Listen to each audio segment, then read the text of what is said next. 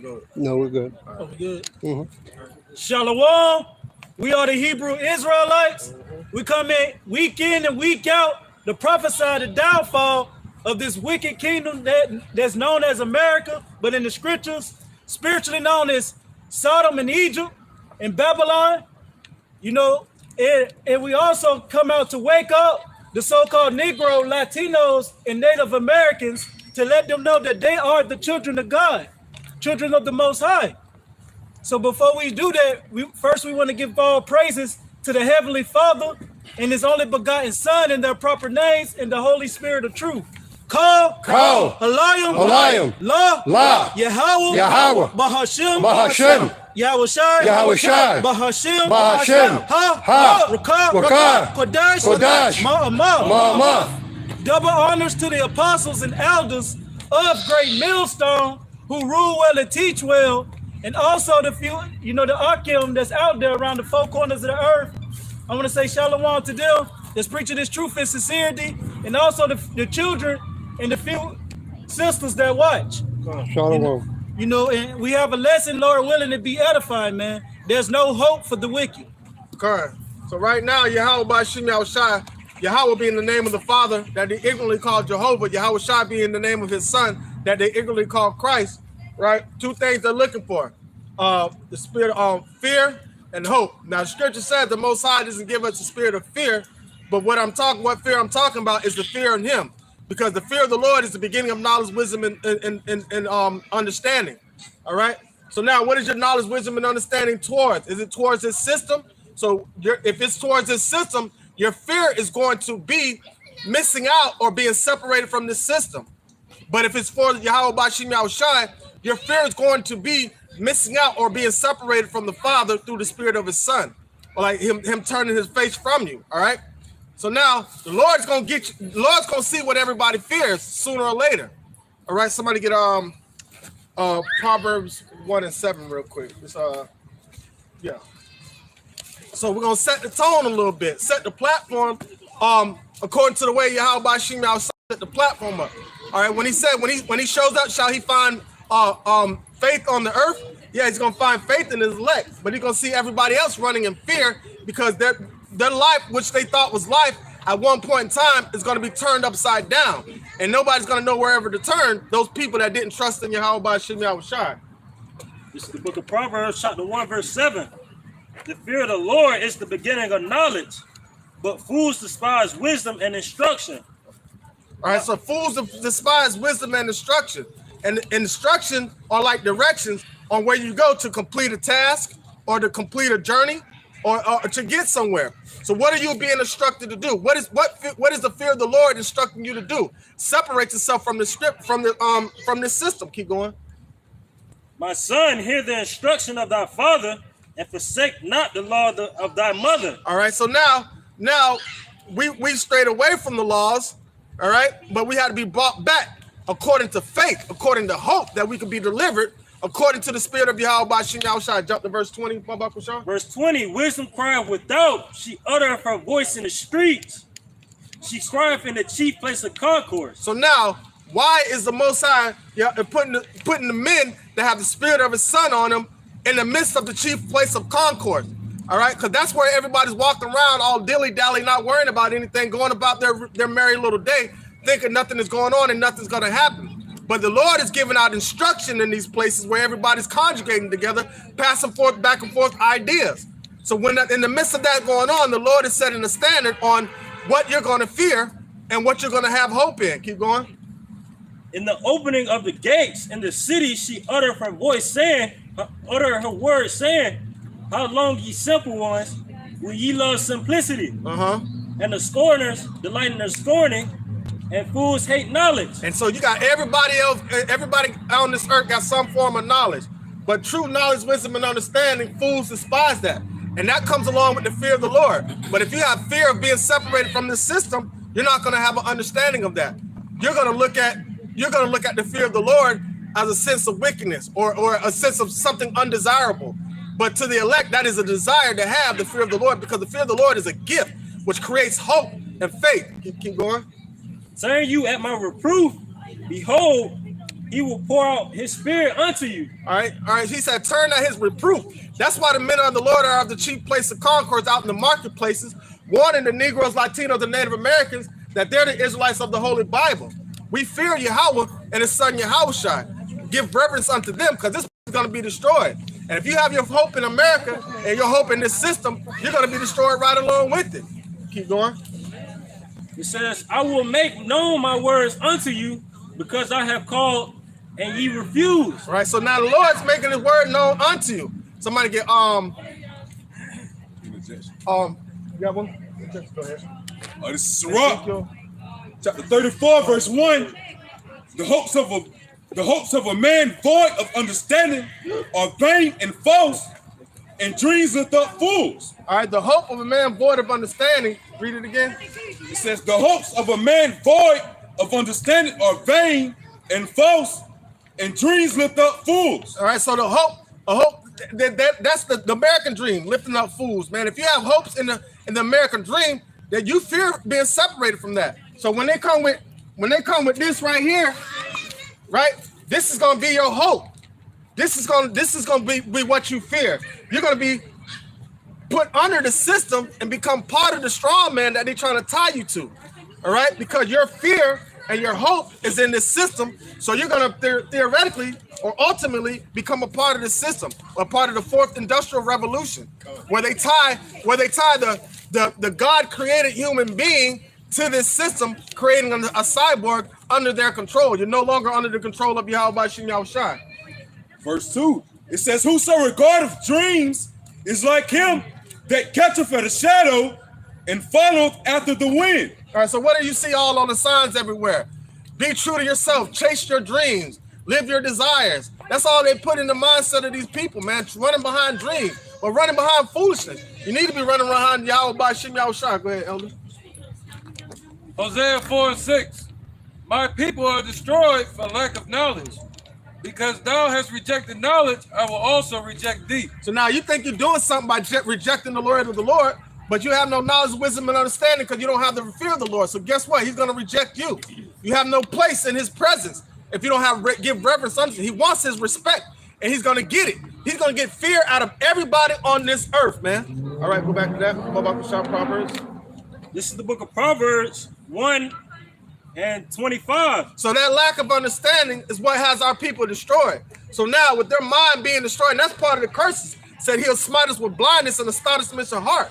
All right, we shall be discontinued from our heritage, but he gave a way to give our heritage back by remembering ourselves, but that's through the fear of the Lord, man. But the Lord, Yahweh Shem Yahushua, is going to get fear out of everybody on this earth, according to what you're going to fear in. Go ahead. But ye have set at naught all my counsel, and with none of my reproof, I also will laugh at your calamity when I will mock when your fear cometh. Ooh, the Lord said he will laugh at your calamities and he will mock when your fear cometh. So those that don't have the fear of the Lord, he said the fear of the Lord is the beginning of knowledge, wisdom, and understanding. All right, but fools hate knowledge. So the Lord said he's going to mock when your fear comes upon you. So he's going to get fear out of everybody on this earth. It's best to fear now of the that who's going to bring the judgment, not the judgment that's going to come. All right? You got a precept? Go ahead. What you got, Wilson? Yeah, real quick. All right. I'll take you somewhere else at the same Come time. This is Hosea chapter 2 and verse 4. And I will not have mercy upon her children, for they be children of whoredoms. Man, that's why, man, because of the things that our parents taught us, all right? We're not supposed to continue on that path, all right? The Lord said everybody gonna have to pay for their sins, man. Said the children's teeth shall not be set on edge for the sins of the parents. So everything that our parents taught us, all right, we need to revert from that. So you can't. Yep, and we're supposed to be begotten in the spirit of truth. Con. Instead of being children of our forefathers that went off. All right, somebody get John 1:11 to back the elder up real quick. Yep. Ready for me? This is the book of John, chapter. Oh, my bad. No, go ahead. This is John 1:11. He came unto his own, and his own received him not.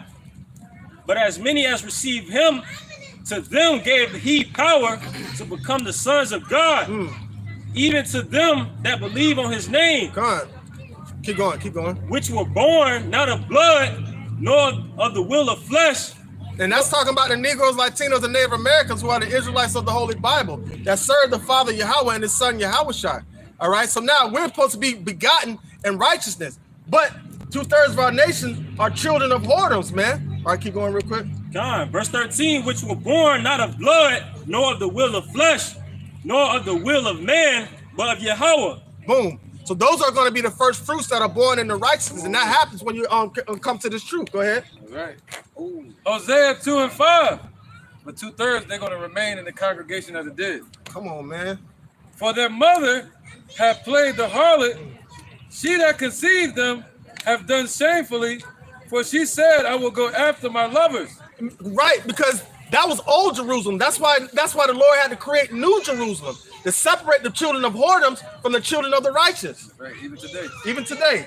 That they said, I will go after my lovers that give me bread and water and wool and flax and my oil and my drink. They follow after Esau. Falling after Esau, going down to Egypt for help. So that's what their fear is going to be based upon, and that's what they're going to hope is going to be in. Therefore, behold, I will hedge up thy way with thorns and make the wall that she shall not find her path. They can't find the Most High unless they go through Yahushua. God, man. And it all goes back to the transgressions of the father that fell upon the children. But within there's going to be a separation from the wicked and the righteous among our nations, man, which is going to create new Jerusalem. What a refreshing, a new way, a new train of thought of giving reverence and worshiping Yahweh Ba'ashim Yahushai. Right, last 2 verses. God. And she shall follow after her lovers. See that? Because the Lord hedged up the way, and the Lord blinded them, according to Romans 11, chapter 11. God. And that's why they're going to go after their lovers. You see that? After these nations God. and these idols. God. And she shall follow after her lovers, but she shall not overtake them. Oh, and what's going to happen when they realize that they not be able to overtake? It's going to be too late. And then the Lord's going to laugh when their fear starts to come upon them, man. Right, looking for mercy from Esau. They don't get it. But she shall not overtake them, and she shall seek them, but shall not find them. Right, they done trim their ways to seek love from these nations, but these nations are going to abandon them. Then shall she say, I will go and return to my first husband. That's when they're going to want to seek the Lord then, when it's too late. All right? But the Lord, remind you that the Lord hedged up the way. So it's like, once Jake go following after these nations and these idols, the Lord step out the back door. He hedged up the way, and then he step out the back door, like, you know. They try to return to that house that the Lord was once in. He done hit the door on you. Yeah. And if I may add on too, if I'm not mistaken, it's a law too. If a woman leave her first husband and try to go back to him, she's defiled.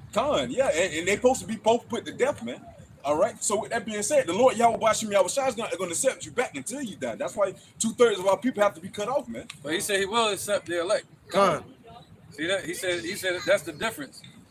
You know, he will accept the elect of Israel back. Ooh, I got it. Real quick. It says, for she did not know that I gave her corn, and I gave her wine, and oil, and multiplied her silver and gold, which they prepared for Baal. And that's what you see continuing to happen amongst 2/3 of our people today. Yep. Their fear is reference to this right here, the precepts of men. There you go. Yep, they prepare all that for the damn idols, idol worship. And that's what it all goes back down to. A woman betraying her husband. Our creator is our husband. But the 2/3 of our nation are never going to turn back. They're going to bend their back down all ways until their destruction, man. But he saved a remnant that's going to be saved and going to have fear of the Lord, and that's going to instruct them all the way to salvation, man. All right, so now when 2/3 of our people figure out that that's not the way, and they realize they've been dealing with folly and wickedness, it's going to be too late. They say they shall seek the Lord early and not find him. We got one. All right, go ahead. I got Isaiah chapter 65 and verse 11. But ye are they that forsake the Lord, that forget my holy mountain, that prepare a table for that troop, and that furnish the drink offering unto that number. So you inviting the wicked in with your folly and wickedness. Refusing to turn back to Yahweh Bashim Yahushua that gave you the corn and the wine and the oil. You know? Oh, go ahead. All right, this is Isaiah 65:2. I have spread out my hand all day unto a rebellious people, which walketh in their own way. That was slacking. In a way that was not good after their own thoughts. After their own thoughts. So you don't give reverence unto Yahweh Bashim Yahushua. You're following after your own instruction, leaning to your own understanding. A people that provoke me to anger continually to my face, that sacrifice in the gardens and burn of incense upon the altars of brick, which remain among the graves, in the lodge, in the monuments, which eat swine's flesh and broth of abominable things, is in their vessels. Boom. And I'm gonna tell you one thing I learned the hard way as a young child. All right. Well, my father didn't punish me right then. He'll say something like, "I'll show you better than I can tell you." But I never knew what that meant. But he said, "I'm gonna keep letting you walk down that road and see where it gets you. And by the time I get to the end of the road, I wish I would have never traveled that path." But by that time, our people, 2/3 of our people realize it's gonna be too late. So right now is the time to seek the Lord while he may be found. Because when he ain't gonna be no seeking when he show up, because he gonna already be here. You ain't gonna have to look for him. He gonna be here in your face, bringing that judgment. So it's gonna be too late. You got back to that Proverbs real quick. God. This is the book of Proverbs, chapter 1, verse 25. But ye have set at naught all my counsel, and with none of my reproof, I also will laugh at your calamity. I will mark when your fear cometh. When your fear cometh as a desolation, and your destruction cometh as a whirlwind, when distress and anguish cometh upon you, then shall they call. No, you good. Then shall they call upon me, but I will not answer. So when all this stuff happens, like it's happening in these other nations, in these other countries, when everything goes down here in America, martial law, famine, and all these type of different calamities, right? That's when people are gonna start fearing. All right, that's when shit gonna get real heavy. So by that time, it's gonna be too late. But the ones of you that believe in Yahweh Bashim Yahushua, you're gonna be secure at that time, man. So while Yahweh Bashim Yahushua is laughing at their calamities, you're gonna be laughing right along with them. Right? Because you chose the fear of the Lord instead of the fear of man. Go ahead. You got one too? Sirach, chapter 34, verse 13. It says, "The spirit of those that fear the Lord, Yahweh Bashim Yahushua, shall live, for their hope is in him that saveth them." Come on, that's what our hope is. Our hope is that the Lord's going to tear this kingdom down and set a righteous kingdom up. We're tired of seeing, we got the spirit of Mattathias. Like, woe is me. Why did I have to live to see this day of the transgression of my people? Like, we have it's a sense of unselfishness where, like, okay, we understand that we're being instructed to do good, but it still pains us to see our nation, 2/3 of our people, still dwelling in folly, man. We want to see our whole nation righteous, man, but we understand what has to happen in order for us to achieve that goal. Go ahead. Isaiah 10:20. And it shall come to pass in that day that the remnant of Israel and such as are escaped of the house of Jacob shall no more again stay upon him that smote them, but shall stay upon the Lord Yahweh, the Holy One of Israel, in truth. All right. So once we stay upon Yahweh Bashim Yahushua, right, and look for Him for our hope and our salvation, we're going to continue in that all the way to salvation and never turn to these idols ever again, man. Right. And Jake, 2/3 of Jake, they're gonna stay up under Esau's vibration. All the way until the end. Right. Verse 21. You know, Jake wanted murder, kill, steal, and destroy. That's all they're about. Right. You know, and that spirit of adultery.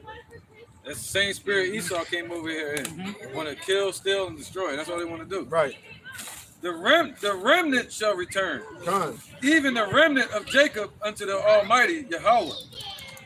For though the people of Israel be as the sand of the sea, yet a remnant of them shall return. The consumption decrees shall overflow with righteousness, man.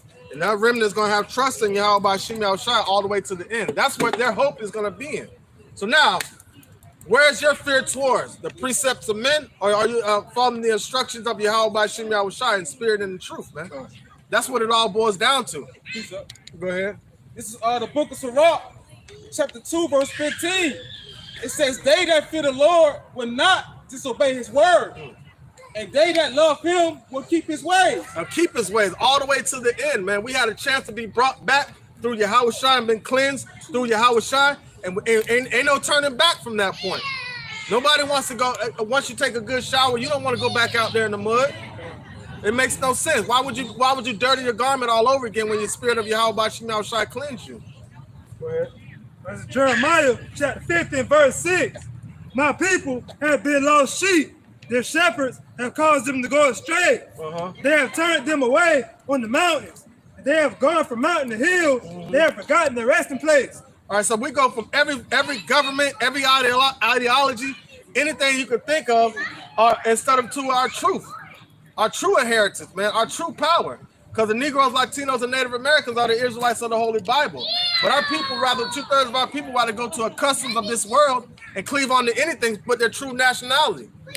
And then when we try to cleave onto your true nationality, Esau tries to choke it out of you.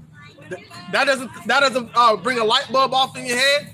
We can call ourselves anything we want to, but as soon as we call ourselves by our true nationality, it's a problem. Right, dealing with Kyrie Irving and Kanye West. They choked it right out of them. So that shows what their fear is towards, man. Their fear is towards this system and the ones that are running this system, man. That's some more on the Proverbs. Go ahead, bring that out real quick. Then we'll get back in the lesson. All right. All right. Back at Sirach, chapter 2, verse 16, it says, "They that fear the Lord will seek that which is well pleasing unto him, and they that love him shall be filled with the law."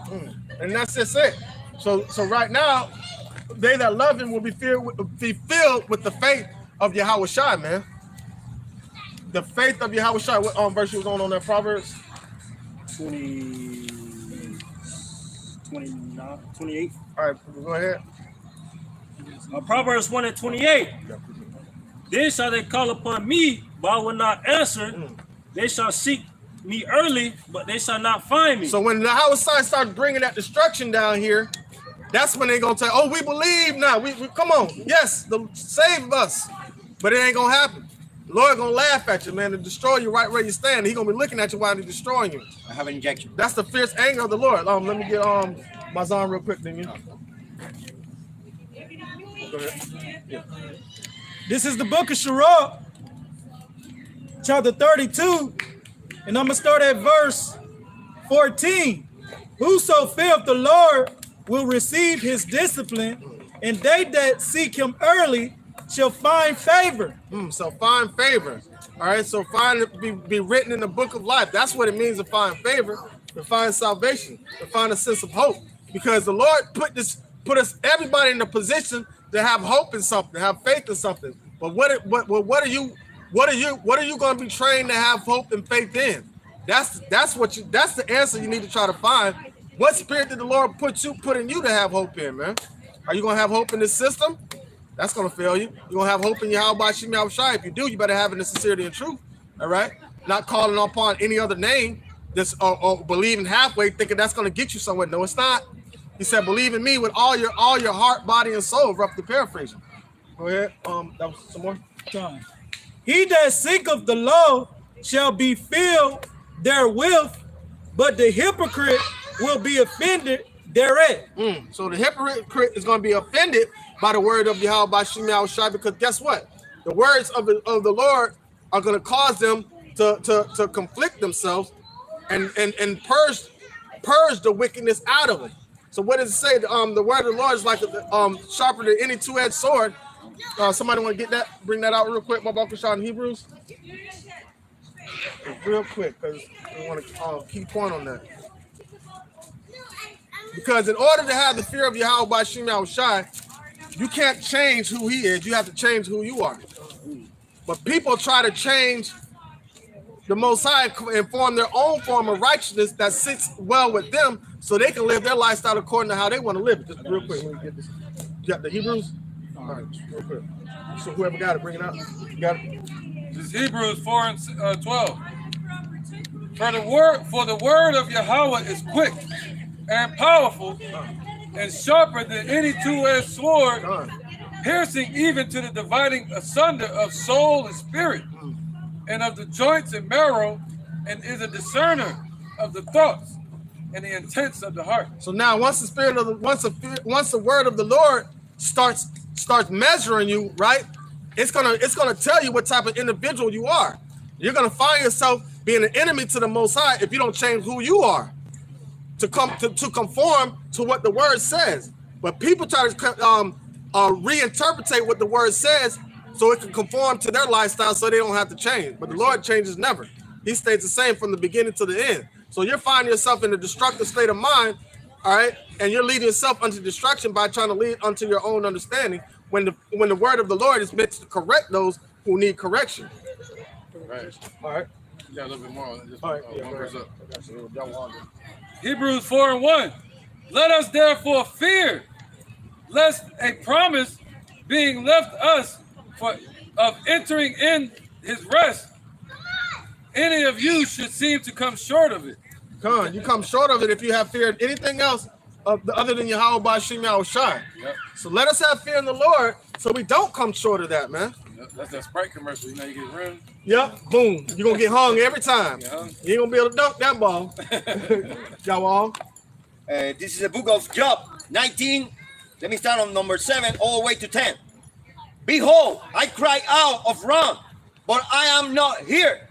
I cry aloud, but there is no judgment. He hath fenced up my way that I cannot pass, and he hath set darkness in my path.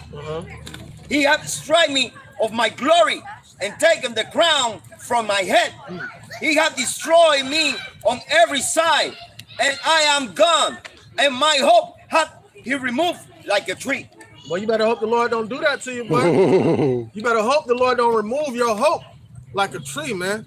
The Lord said he destroyed him on the word said he destroyed him on every side, man. That's the type of power we're dealing with, man. We're dealing with a power that can have you so delusional that you really think that you're serving him for real. And he's standing behind you laughing because you're choosing your own way. Yeah, so, all right, go ahead. This is Matthew chapter 15 and verse 8. This people draw nigh unto me with their mouth and honor me with their lips, but their heart is far from me. But in vain do they worship me, teaching for doctrines the commandments of men. Boom, man. That's what it boils down to. Are you going to believe what the world says, or are you going to believe what Yahweh Bashim Yahushai says? But there's a kicker. In order for you to believe what the Yahweh Bashim Yahushai says, because a lot of people say, well, I go to the Bible for my own understanding. He said teachers out here, boy, for you to follow behind. He said teachers. He said men out here for you to. Now you got to go through his men. How about that one? Oh, that's right. Go ahead. Hosea 5:15. I will go and return to my place till they acknowledge their offense and seek my face. In their affliction, they shall seek me early. And those are the ones that sigh and cry for all the abominations that are in the midst of Israel. So they're going to seek the face of the Lord early, man. Like how Freeway used to say early. Dead ass. Yep. I'm serious. So with that being said, what you doing? What manner of conversation? What should your actions be right now? The only thing that should be on your mind is how can I find Yahweh Bashim Yahushai? Right. Yep. They're going to seek salvation early. Go on. They're going to seek to be delivered. Meaning they're going to seek Yahushai. That's the face of Yahweh. That's the face. Right now, they don't want to seek the truth. Right? But in that day, they're going to want the truth. They're going to want answers. They're going to want answers, but the answers are getting given to you right now. Yep. The answers the answers are not in Kyrie Irving. Let's give back to the universe and everybody get along. And man, people want answers, man. They want to know the truth. That ain't the truth. All this world unity type bullshit that they forced you on, that when they picked your pockets, when you came out, thought you were gonna jump out there talking about you stand firm on what you believe in, and they made you sit the fuck down. Quit. Y'all were all then. You got an interjection? All right, go ahead. This is Isaiah 30:9. That this is a rebellious people, lying children that they will not hear the law of the Lord, which say to the seers, see not, and to the prophets, prophesy not unto us right things, speak unto us smooth things, prophesy deceits. All right, prophesy deceit. That's what 2/3 of our people want to hear. If we was up in this bitch talking about money, kumbaya, and everybody, all dogs go to heaven, If we're talking about bullshit like that, everybody would want to adhere to the words that we're speaking. But we're speaking a harsh truth that's conflicting to the soul to let you know how filthy of an individual you are and what unrighteous dealings you've been dealing with and how you've been an enemy to the Lord for all this time. The Lord's going to expose you, and you have to be in a sense of humility and have a shame face in order to get that understanding. The Lord is going to humiliate you, let you know how filthy you really are, and then tell you to stand up after that and go out and go teach and tell everybody else the same thing I just told you. But 2/3 of our people are not willing to take that humiliation and humble themselves. They have a sense of entitlement that the world owes them something. The world don't owe you nothing but a missile that's coming with your name on it if you don't turn to Yahweh Ba'Shem Yahushua. Go ahead. Oh, this is John chapter 8, verse 44. Ye are of your father the devil, and the lust of your father ye will do. So that's what your hope is gonna be in, that your daddy Esau is gonna take care of you. But the scriptures say, woe to them that go out and return unto Egypt for help, man. Because that's gonna be your downfall, man. The strength of Egypt is gonna be your downfall, just like the strength a rich man's wealth is in his strong city. And once that strong city falls, you're gonna fall right along with it, because guess what? You chose to, instead of choosing to run to the tower of Yahweh Ba'Shem Yahushua, you chose to run to the strong city of the wicked to seek refuge. Because in your carnal eye, the tower of Yahweh Ba'Shem Yahushua didn't seem sturdy, right? Because you had to change your ways. But what did Esau tell you? Come be whoever you want to be over here. Come on, we got you. And our people fall for it, man. All right, somebody get Wisdom of Solomon. Go ahead. This is a quick interjection on how the Lord set up teachers. And this is Jeremiah chapter 6 and verse 27. I have set thee for a tower and a fortress among my people. Come on, man. We just spoke about that tower. The Lord's building that tower. Are you going to run into it and be safe? Or are you going to look for what looks about like a fortified fortress built by Esau that's going to be torn down? Just like the walls of Jericho was thought to be strong as hell. But let's see what happened to them. Yeah, you got more? That thou mayest know and try their way. They are all grievous revolters, walking with slanders. They are brass and iron. They are all corrupters. All right, brass and iron. What that's gonna do in the fire? Melt. It's gonna melt. It's gonna melt. And that's what the Lord's trying to do. He's trying to get the brass and iron off of us. That's why we go through the furnace of affliction to purify with the gold that's within inside us. Go ahead. All right, the strong city. Go on. Jeremiah 51 and 6. Flee out of the midst of Babylon and deliver every man his soul. Be not cut off in her iniquity. Go on. For this is the time of Yahweh's vengeance. He will render unto her a recompense. Babylon had been a golden cup in Yahweh's hand that made all the earth drunken. The nations have drunken of her wine. Therefore, the nations are mad. And the nations are mad, foolish, and because they were boasting right along with America, man. Right. They become fools right along with America and anybody who falls behind They it. trusted in that strong city too. And that strong city that they trusted in was the dollar. Yep. That all of 2/3 of our people trust in, because they're trying to find whatever way they can to get to that dollar. Yep. Well, let's start a community. We need to come together. Why? For that dollar, because they want to be rich. Yep. And they drunk off our wine, therefore the nations are drunk and mad. And that's what's going on. They're going to get mad when they figure out that they've been... But that mad is talking about being foolish. Yep. Yep. Right? Not like mad, like, but it's talking about they foolish, like, oh, well, he's stark raving mad, meaning they crazy. Yeah, they were boasting, meaning they lost their damn mind. They were drunken. Huh. And just like the Lord said, 2/3 of our people are drunken with that same wine. Mm-hmm. All right. Run around here foolish like everybody else. It gives a false hope. Thank you. Perfect words, a sense of false hope. With that being said, somebody give me Proverbs 13 and 12. No, Wisdom of Solomon 17 and 12 first. False hope. What does false hope bring forth? Like, if you have fear, because a lot of people try to deny the fear that they have, right? They say, I'm not afraid of anything. I'm afraid of the Lord. That ass. But because I know the judgment that he can bring, and I have the gift, just like the ones that watch in sincerity and truth, you have that gift to have that fear towards the Lord, because not everybody's going to get it. All right. So now, what is fear? What is that thing that's inside you that caused you to look for something for salvation, for security, for succor, right?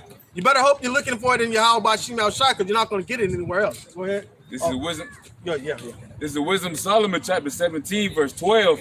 For the fear is nothing else but a betraying of the secures which reason offereth. Right. So that's what fear is. The portraying of the succor. So what's going to happen is, once this strong city that they're trying to fortify themselves in, once that city starts falling, that's when their fear is about to come. That's when they're going to see true fear, right? Now keep going. Verse 13. And the expectation from within being less counteth the ignorance more than the cause which bringeth the torment. All right, so the expectation, read that part again. Verse 13. Counteth the ignorance more than the cause which bringeth the torment. All right, counteth the ignorance more than the cause that bringeth the torment, man. So they're ignorantly, they're walking around here blinded, right? And not even giving reverence to the one that's bringing the torment. So therefore, their hope that they have hope in is going to be deferred when Yahweh Shai comes up and brings that judgment. That's when you're going to see the true essence of fear, right? So fear is false hope. So within that, somebody get Proverbs 13 and 12. This is Proverbs 13 and 12.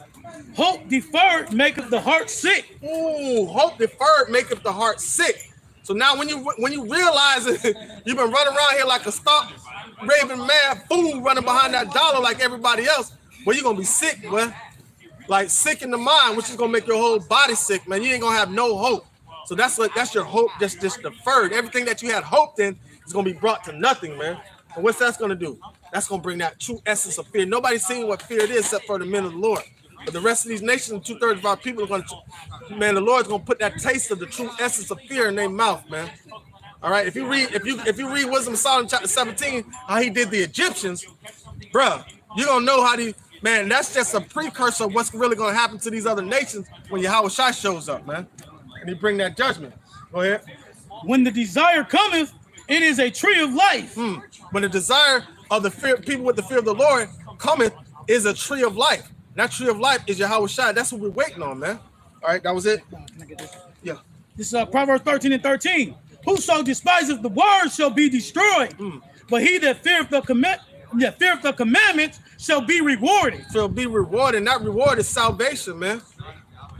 Having a true succor in Yahweh Shai, which is going to give us deliverance, by having faith and hope in his name, and having fear towards Yahweh, and seeking refuge in the deliverer Yahweh Shai, man.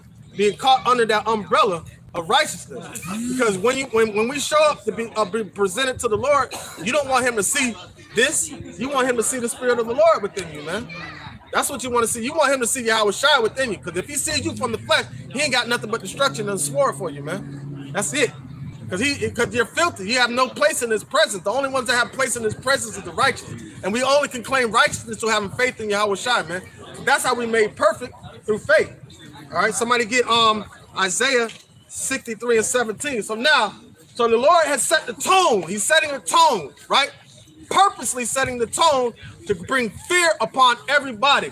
But it only depends, when is your fear going to come? Because the Negroes, Latinos, and Native Americans need to have fear in Yahweh, which is the Father's name, and through the Spirit of His Son, Yahweh Shai, and the Holy Spirit of truth, man. All right, that's what we have fear towards. All right, somebody got that, Isaiah? This is Isaiah 63 and 17.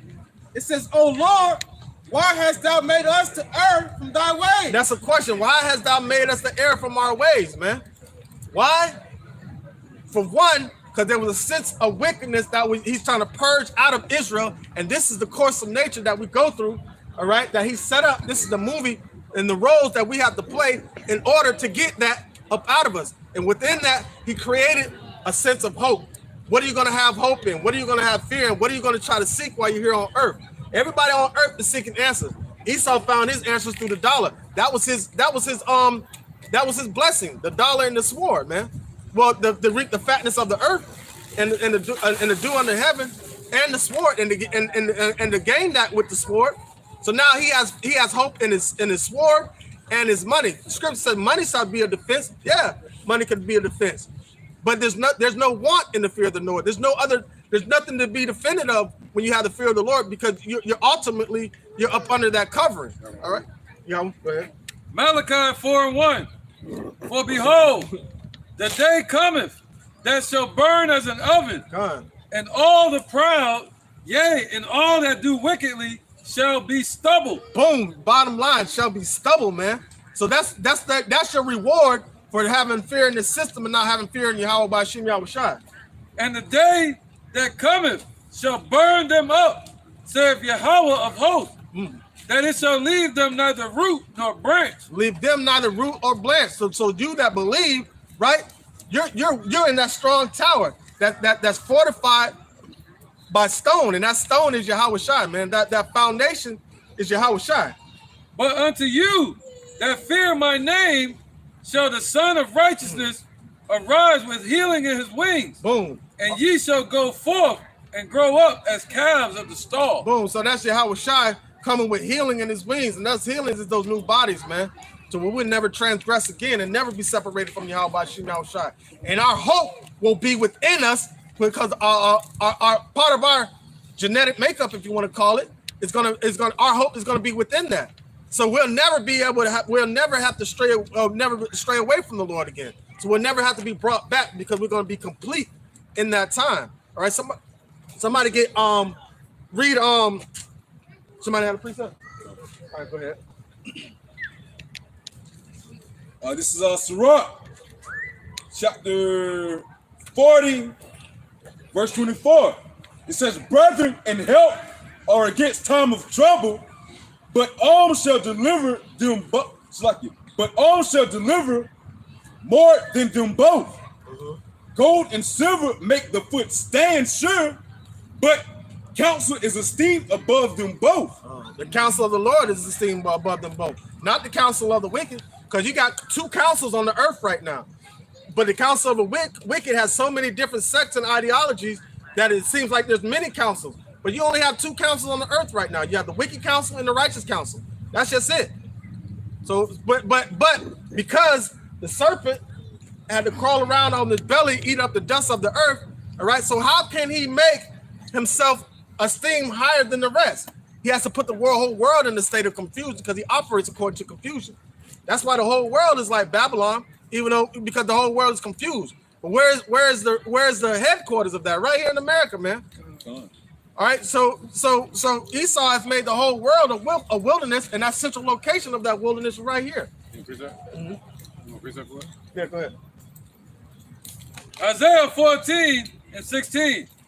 They that see thee shall narrowly look upon thee and consider thee, saying, is this the man that made the earth to tremble? Boom, is this the man that we chose to have our fear in, that created this system, that did this shit to our people, and still have yet to pay for it? Is this the man that was able to do this? These individuals, like, how can these frail little individuals do that to a nation of strong men? So Esau's weapon was a sword, but he whooped us spiritually, man. But he beat the fear of God out of us and put the fear of him in our people, man. This is the nigga them nations being drunken again. God.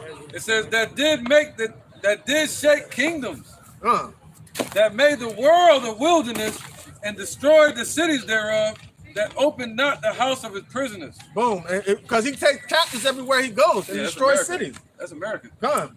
Yeah, they went around the world in their demonocracy, destroying all these damn countries. They destroyed our people. They destroyed the Gadites when they came over here. You see that? Yeah.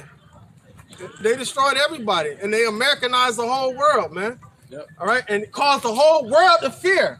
But the Lord is looking for those that fear him, man. And somebody gonna bring that Isaiah 63 and 17 out again. All right, Isaiah 63 and 17. It says, "O Lord, why hast thou made us to err from thy ways?" Boom. That's a question. Why has thou? Because the reason why he asked that question, because Isaiah knew what that's gonna lead to. That's gonna lead to our destruction, for us erring from the ways of the Lord, man. But there was a purpose behind that. All right, somebody get Romans 28 and 20. Because keep going on that real quick. And harden our hearts from thy fear. Harden our hearts from thy fear. So it's the Lord doing this, but he's gonna soften the hearts of the elect to be able to have the fear of the Lord, man. So at one point in time, he was like, I want the whole nation to run them up. Get your ass out there and see what's out there. but he brought a remnant back. Like, all right, now I need to bring y'all back as an example and as a testimony of what wickedness, of the difference between wickedness and righteousness, man. It says, return for thy servant's sake, the tribes of thy inheritance. Boom, and that's Isaiah asking the Lord to return. So, but in order for him to return, something has to be done first, man. It's a stage that he's setting. He's showing he's gonna get fear out of everybody. But what are you gonna give reverence to? You gonna give reverence to this world, or you gonna give reverence to the spirit of Yahweh Bashim Yahushai? That was it. Oh, that was 17. All right. Somebody get Romans 8:20 real quick. It's the book of Romans, chapter 8 and verse 20. For the creature was made subject to vanity, not willingly, but by reason of him who have subjected the same in hope. Boom. So that's the main point right there. The creature was made. Go read that again. For the creature was made subject to vanity, not willingly, man. Made subject to vanity, not willingly. So it was a point that the Lord was showing us we're nothing without him. He withdrew his spirit away from us, right? And we're nothing without him, right? He said that in the book of Genesis. So he's setting the tone. I'm gonna show you, right? And I'm gonna leave some that's gonna have hope in me, and the rest of them are gonna have hope in the world. So the Lord is setting the table and showing them the difference between light and darkness and good and evil, man. All right, everything has a counterpart on this earth, and the Lord is simply showing the difference between the two. Go ahead.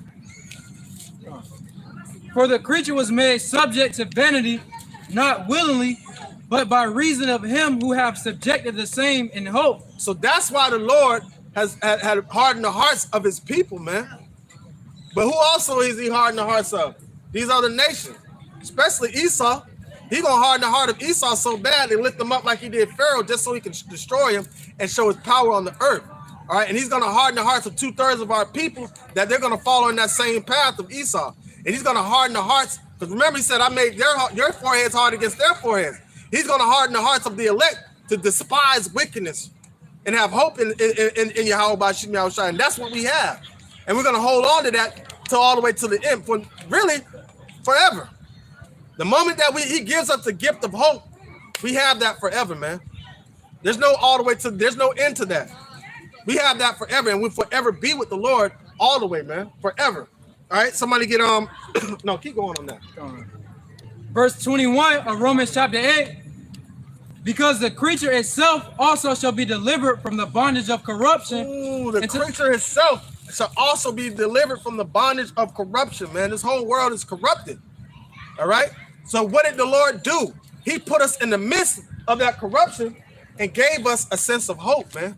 Something to hope for, to be delivered out of that. Go ahead. From the bondage of corruption into the glorious liberty of the children of Yahweh. So y'all want to see?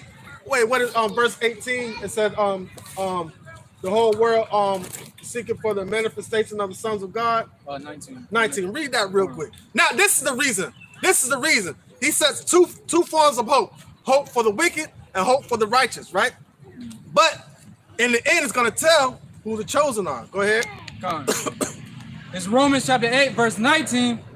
For the earnest expectation of the creature waiteth for the manifestation of the sons of Yahweh. All right, now we waiting to see who the sons of the Most High are.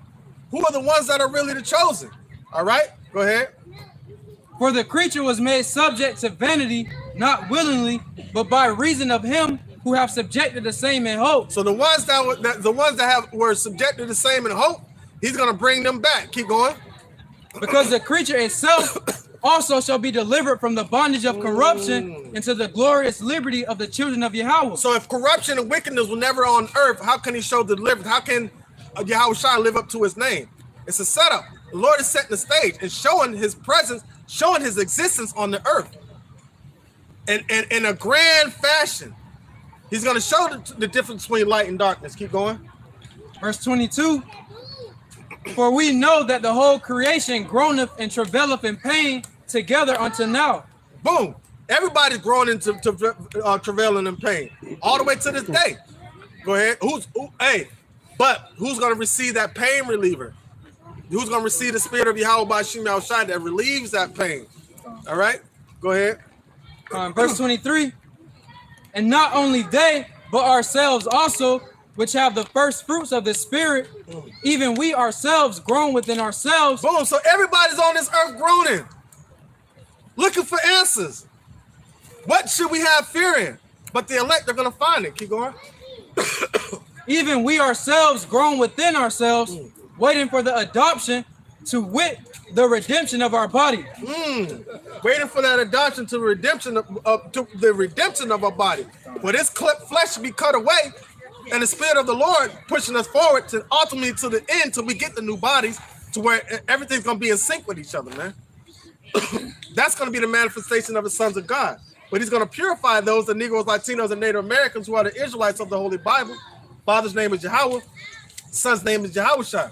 We need to know the truth. All right? Christianity taught us a false sense of hope. Christ taught us a false sense of hope. Christ goes back to a Greek deity or Elamite deity of Christos, if I'm not mistaken. Right? Which means nothing, man. Krishna. Krishna, right? which has no weight. But the true Spirit of the Lord is going to come to those that believe in the name of Yahweh, believe in the name of Yahweh. All right, keep going. Come on. Back at Romans chapter 8 and verse 24. For we are saved by hope, but hope that is seen is not hope. Right. So you see America being built up.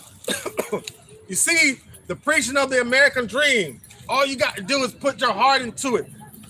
All you have to do is dream and you shall achieve. That manifest destiny bull crap. That prosperity doctrine that's taught in the churches. That's what everybody has their hope in. Thinking that gain is godliness. But Yahushua came riding in on a donkey.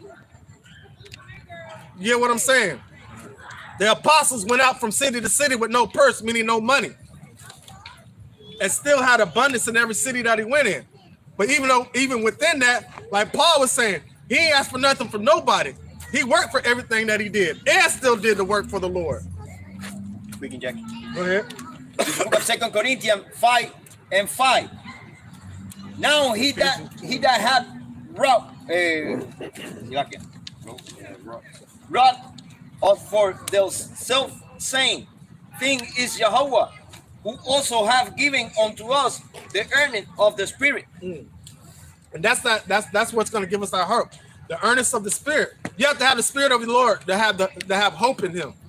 You're not gonna be able. That's nothing you can do carnally, because guess what? You're gonna get. Because what does the word do? It's the piercing divider, asunder the soul and the spirit to the intent of the heart of man.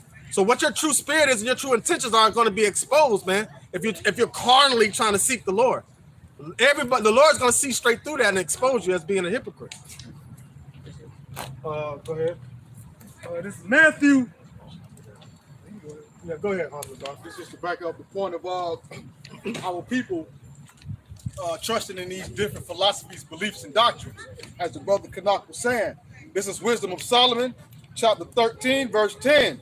It says, but miserable are they, and in dead things is their hope, who call them gods, which are the works of men's hands, gold and silver, to show art in and resemblances of beasts, or a stone good for nothing, the work of an ancient hand. And that's what our people, that's their favorite thing to do. That's why they wear the crosses around their neck. That's why they celebrate these different philosophies and beliefs and doctrines, because they have joy, and that's their hope in that. Because as it is stated, as it has been put, our people have this thing called the law of first truth, which is actually a lie. They've been told the lie first, so now when the truth comes, they don't accept it. So that's why they trust in this falseness. That's why the Lord let the lie come out first before the truth came out. You see that? You see that? They took the bait. What did somebody say? Was you not saying that the other day? They took the bait on dry land. Oh, no, they got took hook, line, and sinker on dry land. On dry land. On dry land, they ain't even in the water. They took a hook, line, and sinker, man. The Lord put that lie out there, and then when the truth comes, they ain't even trying to hear it. But the ones that believe in Yahweh Shai had that gift of hope to where, what does it say? A hope seen is not hope. We can't physically see Yahweh Bashim Yahushai, but you can physically see the kingdom that Esau has set up, right? And our 2/3 of our people have hope in that, and that hope is gonna be deferred, man, and they're gonna be lost. Real quick. 2 Timothy 2 and 19. Nevertheless, the foundation of Yahweh standeth sure, having the seal. The Lord knoweth them that are his. You can't fool the Lord. Can't. And let everyone that nameth the name of Yahweh Shai depart from iniquity. That's it. That's it. That's it right there. Zaquan, you read the first part again, Baba Kushan? Yes, sir. Nevertheless, the foundation of Yahweh standeth sure, having the seal. The Lord knoweth them that are his, and let everyone that nameth the name of Yahweh Shai depart from iniquity. All right, so the foundation of the Lord standeth sure, man. You're not going to be able to shake that whatsoever. But this foundation, is what is built with untempered mortar. Scripture, Tanya Allah likes to bring out all the time, man. All right, but the foundation, and another thing, check this out. Now, they thought the foundation crumbled because all the prophets were killed. And the last prophet alive was John the Revelator, right? So a lot of people thought that foundation had crumbled because you saw the apostles and the disciples get killed. But nah, that was just only the beginning. Now watch what happens at these times when those same men are right back here on the earth. You're not going to destroy it. You're not going to kill it. He said, and then he shall say, touch not my anointed and do my prophets no service no harm, man. And that's the foundation we're being established on through Yahweh Shai. All right, this is the book of Isaiah, chapter 30, verse 12. It says, wherefore, thus saith the Holy One of Israel, because ye despised this word and trust in oppression and perverseness and stay thereon, therefore this iniquity shall be to you as a breach ready to fall. And let me tell you how slick the Lord can be. Read that first part again, man. It says, wherefore thus saith the Holy One of Israel, because he despised this word and trust in oppression. You despise this word and trust in oppression. Now check this out. Let me give you an example of that. All right. You start putting the time you spend with the Lord aside because you feel like you got to rush out here and go get a job and work extra hours so you can make ends meet. So you're trusting in this system, in this form of oppression, right? To guide you and lead you away. And the Lord will string you along all the way to the end. If your foundation is not set on Yahweh Bashim Yahushai, you can be strung along. Like this system is so motherfucking wicked. It's like the system is so wicked. You got children that be watching with their families and stuff. This system is so wicked that it's set up and designed to be a delusion to those, and it's a form of it does a form of gaslighting. If you don't know what gaslighting is, when somebody gaslights you, it makes you have a second thought of what you really believe in, and you start to question it. And that's what this system will do. You start to question your thoughts on what you believe and what you feel like your foundation is. But that's why the Lord said, keep your mind focused on him. Don't get distracted with this system, because this system is so slick. It said the serpent was more cunning and crafty than any beast of the field, man. So, and go back to Revelation 20, it said that old serpent, which is the devil, is Satan. So that same craftiness is still on this earth. But Yahweh Bashim Yahushai is sent here to destroy that, man. Go ahead. It's the book of Ezekiel, chapter 13 and verse 13. Therefore, thus saith the Lord God, I will even rent it with a stormy wind in my fury, and there shall be an overflow shower in my anger, and great hailstones in my fury to consume it. All right, that's the overflowing scourge that the Lord's going to send to destroy this place, man. Go ahead. So will I break down the wall that ye have dabbed with untempered mortar. Come on, man. And bring it down to the ground, so that the foundation thereof shall be discovered, and it shall fall, and ye shall be consumed in the midst thereof, and ye shall know that I am the Lord, Yahweh Bashim Yahushai. Yeah, right. Remember when you used to have like your friends spending the night at your house? What you used to do? Like build forts and stuff in your room, right? And that's what 2/3 of our people are building in America. They spending the night at Esau's house building forts made out of untempered mortar. And guess what? When you go to sleep and wake up, by the time you wake up in that morning, The fort done been broke down. You done tore that bitch down in your sleep. See?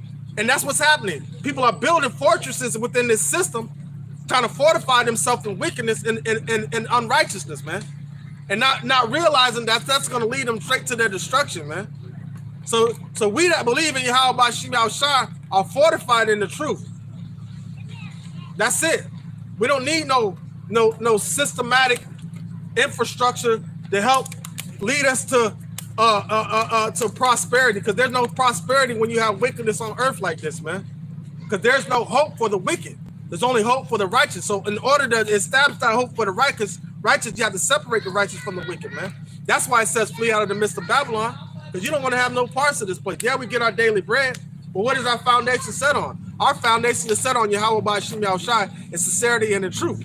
All right? Because without Yahushua, we can't even establish that. There's no physical way to establish that, man. Hey, to be the builder, you need that chief cornerstone. Man. Right, man. That one? This is back on the phone. This is Matthew chapter 6, verse 19. Because our people, like the brother Kanak was saying, our people like to build stuff and build up stuff here. This is what the scripture says. This is Matthew 6 and 19. Lay not up for yourselves treasures upon earth, where moth and rust doth corrupt, and where thieves break through and steal. But lay up for yourselves treasures in heaven, where neither moth nor rust doth corrupt, and where thieves do not break through and steal. So you must lay up your treasures with Yahweh Bashim Yahushua, because if where nothing can happen to it, because if you start laying up your treasures down here with Esau and his kingdom, like the brother Kanak said, you're going to end up tearing down your own fort. You're going to end up tearing down your own blessings, and somebody can come in and take what you're building up. So lay up your treasures with the Heavenly Father, because this place is pretty much done. You ain't going to really get no benefit laying up treasures here in Babylon. Hey, and it's so funny, because everything you try to fortify, everything you try to fortify in the system, Yahweh Bashim Yahushua comes in like the big bad wolf and blows it down. So I get Haggai chapter 1 verse 9. You got it? Bring it up. All right, it's the book of Haggai, chapter 1 and verse 9. Ye looked for much, and lo, it came to little. And when ye brought it home, I did blow upon it. Why? Saith the Lord of hosts, because of my house that is waste, and ye run every man unto his own house. Instead of running to the house of the Lord, you run into your life. What was three little pigs doing? Running from house to house to house. That's how Israel does. They run from house to house to house. And what did the wolf come do? He blew it down every time until they ran to the house made of brick. And that's the house that the righteous are standing in. The house made of stone. Their house made of stone, man. You can't blow that one down. So the Lord says, be established in his house. He's not going to blow down his own house. He's fortifying his house with the elect that have the spirit of Yahweh Bashim Yahushua, man. Right, they try to build theirs with that untempered mortar. With that untempered mortar. Foolishness, man. Just like how these nations built themselves and established themselves through the foolishness of America, man. I appreciate it. This is 1 Corinthians chapter 3 and verse 19. For the wisdom of this world is foolishness with God. For it is written, he's taking the wise in their own craftiness. See how slick the Lord is, man? Come on now. You see how Jake operates. We smooth with everything. You know what I'm saying? But imagine, we got the personality of the Lord, hands down. You can see. That's why he said, ye are the salt of the earth. Because look where we come from, man. That's just it. Now read that again.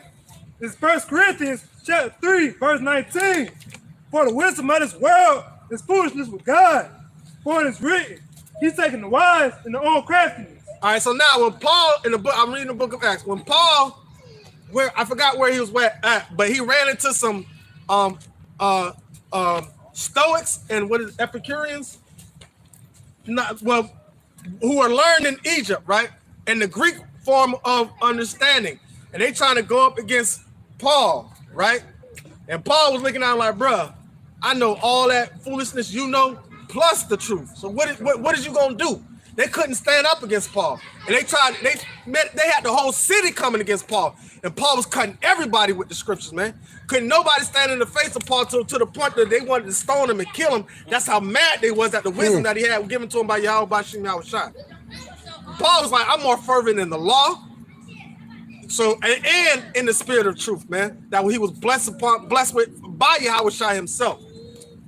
Yahushua revealed himself to Paul just like he's revealing himself to us, man. And that's the spirit that we're supposed to come. He said, I shall give you a mouth that your enemies cannot gainsay or resist. So while everybody's trying to establish themselves in these universities, unified under one verse, and the verse is the precepts of the wicked, right? We come unified under the spirit of Yahweh by Shem Yahushua and righteousness. Keep going on that. Verse 20. And again, the Lord knows the thoughts of the wise, but they are vain. Yeah, come on, man. He put those thoughts in their head so they can follow after vanity, man. So that's why the Lord said, don't follow after them, because I'm leading to them to their destruction. And you finna fall off right along with them. Go this way. That's what the Lord is telling his people, man. Go ahead. Verse 21. Therefore let no man glory in men, for all things are yours. Keep going. Whether Paul or Apollos or Cephas. Is that chapter 1 or chapter 2? Chapter 3? All right, I thought you were chapter 2. We could kill it right there. All right, somebody else got a precept? If not, somebody get Ephesians 2 and 12. This is the book of Ephesians, chapter 2, verse 12. That at that time you were without Yahushua, being aliens from the commonwealth of Israel. Start at 11 real quick. Verse 11, wherefore remember that ye being in time past Gentiles in the flesh. All right, so we was inside somebody else's house, building their foundation out of untempered mortar, right? Falling behind their ideologies and philosophies, right? But we needed to be brought back. We needed to figure out how to get back to our home. So we weren't going to be able to physically get there, right? Meaning through the law. So we needed a way. We needed to have something to have hope, because we couldn't have hope in the law, being in this simple flesh. So the Lord had to create some sense of hope for the Negroes, Latinos, and Native Americans. The one that truly believed in the name of Yahweh, the Father and the Son's name, Yahushua. They're teaching us that we're slaves. That's the foundation that they want to build us off of. But they don't never want to tell us that we're kings and priests to the whole world, meaning not to give the whole world deliverance, but we were supposed to be the examples of what righteousness is, but 2/3 of our people chose to follow after the wicked. Really, the whole nation of Israel at one point in time chose to follow after the wicked, and the Lord is bringing a remnant that he chose back, that he chose from the foundation. So technically, it's always been the 2/3 in the elect, from the beginning to the end, and they're made manifest in the end. All right, keep going. Who are called uncircumcision by that which is called the circumcision in the flesh made by hand. Right. So you had the Sanhedrin, the wicked Pharisees and Sadducees that were coming against the people that had faith, that was trying to build themselves around the New Jerusalem, the house of faith, not according to the law, because we had no hope in the law. You know, you had the Hellenization that was so strong at that time. That's what Paul was going against. That's why he was going against the Gentiles, because of how people were Hellenized. He was trying to bring them out of that state of mind through the spirit of truth, giving them hope. But you had the Sanhedrin and the wicked Pharisees that were taking away that hope, said, no, they got to go according to the law. So that was hope deferred, because we were never going to make it according to the law. That's why we had to have Yahushua. Keep going. God, verse 12. That at that time you were without Yahushua, being aliens from the commonwealth of Israel and strangers from the covenants of promise. Right, so now, being aliens from the commonwealth of Israel. What is another term for that? Being outside of the temple. Somebody get Revelation 11:1 real quick and hold that spot for Bakusha. Outside of the temple. So when the Lord went to measure us at that time, right? Before we had Yahushua, when he went to measure us at that time, he'll measure us. Well, bring it out. Revelation 11:1. This is Revelations 11:1. And there was given me a reed like unto a rod. And the angel stood saying, rise and measure the temple of Yahweh and the altar. And measure that fortified temple that's being built and the altar, right? But you understand what Yahushua was trying to get them to understand, that the wicked Pharisees and Sadducees, you're outside the temple also, because you're not even going according to the law, right? So we all needed hope. But they didn't want that hope to become in Yahweh Shai. They wanted that hope to become within themselves because they didn't want to lose their rulership, their ruling seat, their priesthood, because Yahweh Shai came down to be the ultimate priest, and he changed the order of the priesthood under Melchizedek. So now the whole nations would become kings and priests, not just the Levites. So the Lord was setting an order that we're all going to be priests in righteousness. But they couldn't see that. They couldn't see they were outside of the temple also, because we were now we're measured through faith. Keep going. And the angel stood saying, rise and measure the temple of Yahweh and the altar, and them that worship therein. So that read is this book. Now, in the beginning of the book, you have the 613 laws, right? Which we totally mutilated and annihilated, right? But then you have the new covenant being established and built with Yahweh Shai. So now we have a sense of hope. Now we have a way of being measured, and now we have a way back into the temple. All right, keep going. But the court, which is without the temple, leave out and measure it not. For it is given unto the Gentiles. Boom, it was given unto the Gentiles, right? Go ahead. And the holy city shall they tread underfoot 42 months. So their whole focus was strictly on the temple itself, right? And based upon the law. So they were living carnally, man. Their whole thing, they're talking about the temple, the fortified temple itself, and the physical altar, right? So now they were measuring everybody according to the law. So now, but it says the court that's without is given unto the Gentile. So now, if you don't have Yahweh Shai, you're cast out of the temple. Now go back to Ephesians 2:11 again. So he becomes that reed, all right, that rod, that root of Jesse, right? That faith, that having faith in him, that's how we're going to be measured according to righteousness. All right, go ahead. Ephesians 2:11. It says, wherefore, remember that ye being in time past Gentiles in the flesh. So the wicked Pharisees and Sadducees didn't want to give us any hope. They wanted us to remain outside the temple because of the Hellenistic time period, because our people were calling themselves Greeks. Our people were calling themselves Romans. All right? But it was nothing but a terminology. It's the same thing now. Our people are outside the temple because they want to call themselves Negroes, Black, African American, Kemetic. All this other falsehood that amounts to nothing is all vanity, man. So they happy. They partying on the outside of the temple. You get what I'm saying? Keep going. Who are called uncircumcision by that which is called the circumcision in the flesh made by hands. So they were like, Paul, why are you talking to them people? They ain't even circumcised.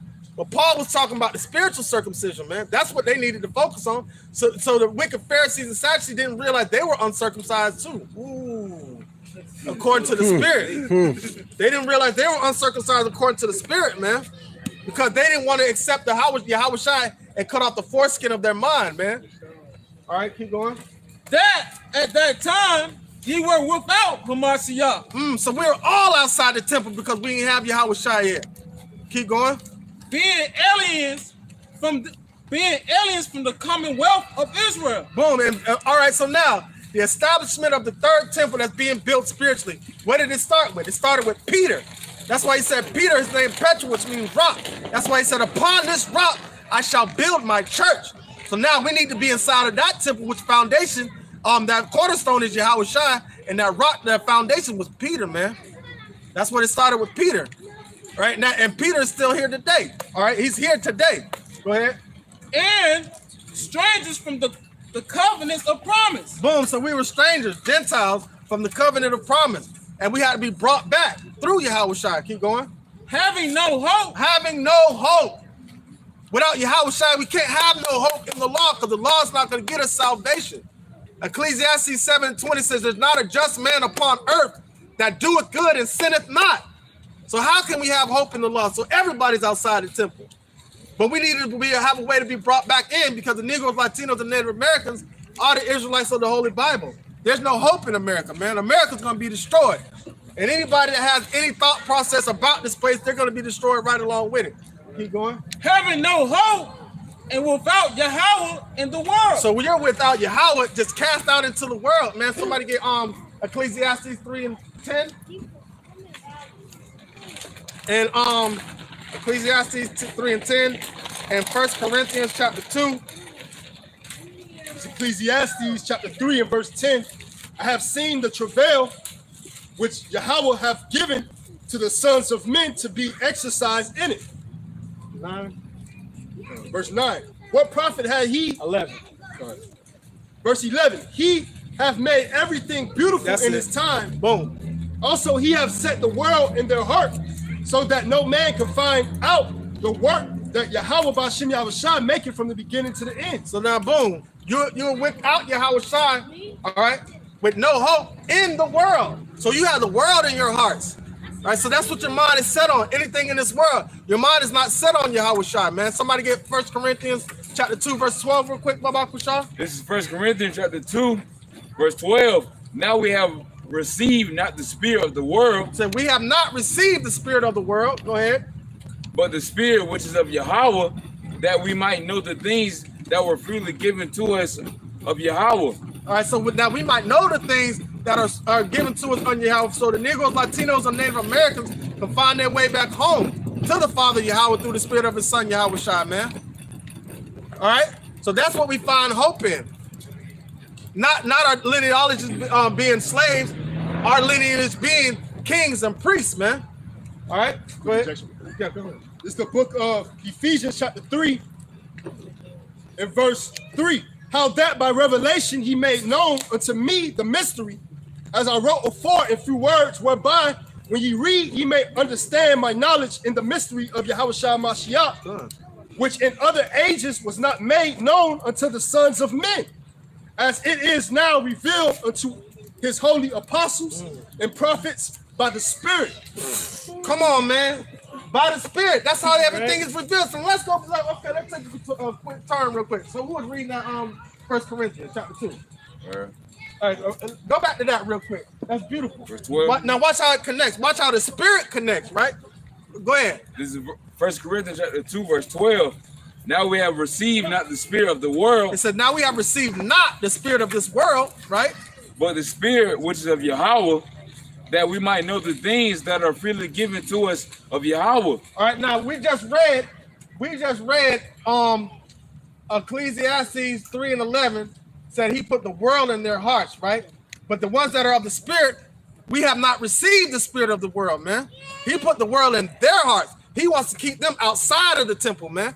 Matter of fact, real quick, pause it, Romans 11 and 7.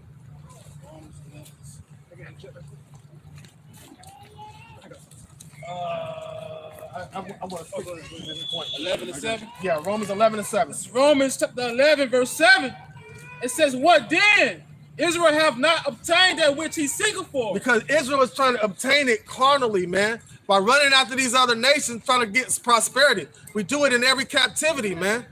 Hey, let us go make a covenant with the heathen that are round about us. We don't want to stand out as individuals. We want to go conform to this world. But the Lord took the spirit of the world out of the hearts of the elect, man, to have hope. Keep going. But the election have obtained it, and the rest were blinded. Why? Because he put the world in their hearts that they may not know the things that are given freely of Yahweh Ba'Shem Yahushua. All right? You can hold that right there. Let's get back to that Corinthians real quick. Real quick, I just want to finish this point. Yo, come on. This is 1 Corinthians chapter 2, verse 12. Now we have received not the spirit of the world, but the spirit which is of Yahweh, that we might know the things that are freely given to us of Yahweh. That we might know the things that are freely given to us of Yahweh. So we have to have the spirit of discernment of Yahweh Ba'Shem Yahushua. Keep going. Verse 13, which things also we speak, not in the words which man's wisdom teacheth, but which the Holy Ghost teaches. Right. So when you had those individuals that came up against Paul, one of them started with the E and the other one was a Stoic. All right, they had the worldly wisdom in their mind. But Paul's foundation was on the spirit of Yahweh Ba'Shem Yahushua. Keep going. Comparing spiritual things with spiritual. Verse 14. God. But the natural man receiveth not the things of the spirit of Yahweh. All right, the natural man received not the things of the spirit of Yahweh, man. All right, keep going. For they are foolishness unto him. Neither can he know them, because they are spiritually discerned. because they're spiritually discerned. So you have to have the spirit of discernment to understand the things that are given on Yahweh Bashim Yahushai. If you have the spirit of this world, man, listen, you don't even have the total understanding of what's going on in the world. How about that? Like, what did the angel tell Ezra? No, it wasn't Ezra. The angel spoke to somebody, said, how can you, if you can't discern the things of this world, how can you even discern heavenly things? You can't even get past this realm. How you gonna understand the things that are operating that are going on in the heavens? You get what I'm saying? So the true ultimate understanding is the spirit of Yahweh Bashim Yahushai. All right. So interjection, let's bring those out. I just wanted to clarify on that point real quick. Y'all were all then Kabash. Yeah. Go ahead. This is the book of 1 John 2:19. They went out from us, but they were not of us. For if they had been of us, they would no doubt have continued with us. All right, so you got people that gonna come in that claim to be in the temple, but they're gonna leave out of the temple because they're gonna realize this ain't for them. They don't want to change. They don't want to reprove. They don't want to repent. They don't want to turn back to the Lord. Right? That's what the word is going to expose in them, man. They're doing it for their own filthy lust. They're not doing it for the Lord. But they went out that they might be made manifest that they were not all of us. Because they weren't approved. That's why the scripture said there must be heresies among you, so they that are worthy may be approved. The elect are going to be approved. So he's going to move all the filthiness out of the way and expose those that are wicked, no matter how much they try to act like they got on a righteous garment. But the Lord's going to say, hey, man, who is that with this with the wrong garment on? Get him out of here, man. He don't belong here. Get him out of here. All right, go ahead. This is Sirach 37:14. Just to back up, that you know, he talked to the scribes and Pharisees that thought they was right of the circumcision. This is Sirach 37:14. For a man's mind is sometimes want to tell him more than 7 watchmen that sit above in a high tower. So our people do this to this day. Their minds tell their minds tell them what they want to think, rather than the men that are sitting and actually watching, rather than the men that are actually commissioned and set up and affirmed to do this work. You know, because they don't want to be corrected. They don't want to be told what's right. They don't want to be told what to do according to Yahweh Bashim Yahushai. So in their minds, their thinking is they got it. Yeah. More than somebody that really know what they're talking about. Man, and that's where haughtiness and pride come in. But when it comes to that note, man, I stay at a low degree. I'd be like, what that old song Tevin Campbell used to say, tell me what you want me to do. That's what I be saying. Tell me what you want me to do, Lord. Hey, tell me in sincerity and truth so I can do it. Please open my mind up to that. I don't want to be conformed to this world. That's a fearful thing, man, because this world will trap you up real quick. Man, they'll use anything. They'll use your children, your family, your mother, your spouse, whatever, to try to pull you in. Man, the elder told me one thing. There's 2 reasons why people are involved in your life. Once you realize that, you know how to work. You know how to walk. Either to push you towards the truth or to be a distraction. That's the only 2 reasons people are involved in your life. That's it. Plain and simple. Once you understand and establish that, you know how you walk it. And you know how to deal with people. You don't get so mad at people anymore. You be like, you know what? I see that I'm not going to allow you. That don't mean you got to cut everybody off. But you just don't allow them to be the distraction that they're trained to be. So you know how to operate and move in the spirit. And that's how, man, come on, man. You got to be James Bond out here, man. Like with the spirit, like, you know what I'm saying? 007 behind, block that. Prime example, look at Peter. When Yahushua say, hey, man, I must be given over to them and be crucified and be, you know what I'm saying? I'll rise again on the 3rd day. What did Peter say? Put it far from thee, Lord. Peter was speaking off emotions. He didn't understand. He was thinking carnally at that time. You get what I'm saying? But the Lord rebuked him and put him in his right state of mind. He's like, no, in order for you to attain salvation, I got to go through this. You have no hope. See? You have no hope unless I do this. That's what Yahushua was saying to Peter, man. That's why he rebuked Peter, because Peter didn't have the understanding at that point in time. Somebody caught a precept. Go ahead. This is Matthew chapter 7 and verse 21. Not everyone that saith unto me, Lord, Lord, shall enter into the kingdom of heaven. But he that doeth the will of my Father, which is in heaven. Go ahead, you speak on it. So it's all these 2/3 of our people, they go by worldly religion, philosophy, yada yada. But the Lord has a true doctrine that he set forth that they're not hearkening to. And they out here doing all this work, playing the pianos in the churches and this, that, and the third, but they're not doing the true work. And when the judgment day comes, they're gonna be looking like, yeah, I was singing in the choir, Lord. I was doing this, that, and the third. But the Lord gonna look at it like, man, but I didn't tell you to do none of that. I told you to do this, and you was doing that. So I gotta mess with your name on it. Go ahead and find it. Right. The Lord say like, he hate the sound of your music. The Lord can't stand that talking about making a joyful Lord for the Lord can't stand that shit. The Lord love to hear this song right here. This is what the Lord want to hear. He want to hear men standing up in great boldness in the face of their oppressors that made no accounts for their labor. Roughly paraphrase. You got a precept? This is Ephesians 2:5. Even when we were dead in sins, hath quickened us together with Yahushua. By grace, ye are saved. Boom. Quicken us together with Yahushua. But what did he do to the ones that he didn't want? Go ahead and bring that out real quick. All right, this is Isaiah 6:10.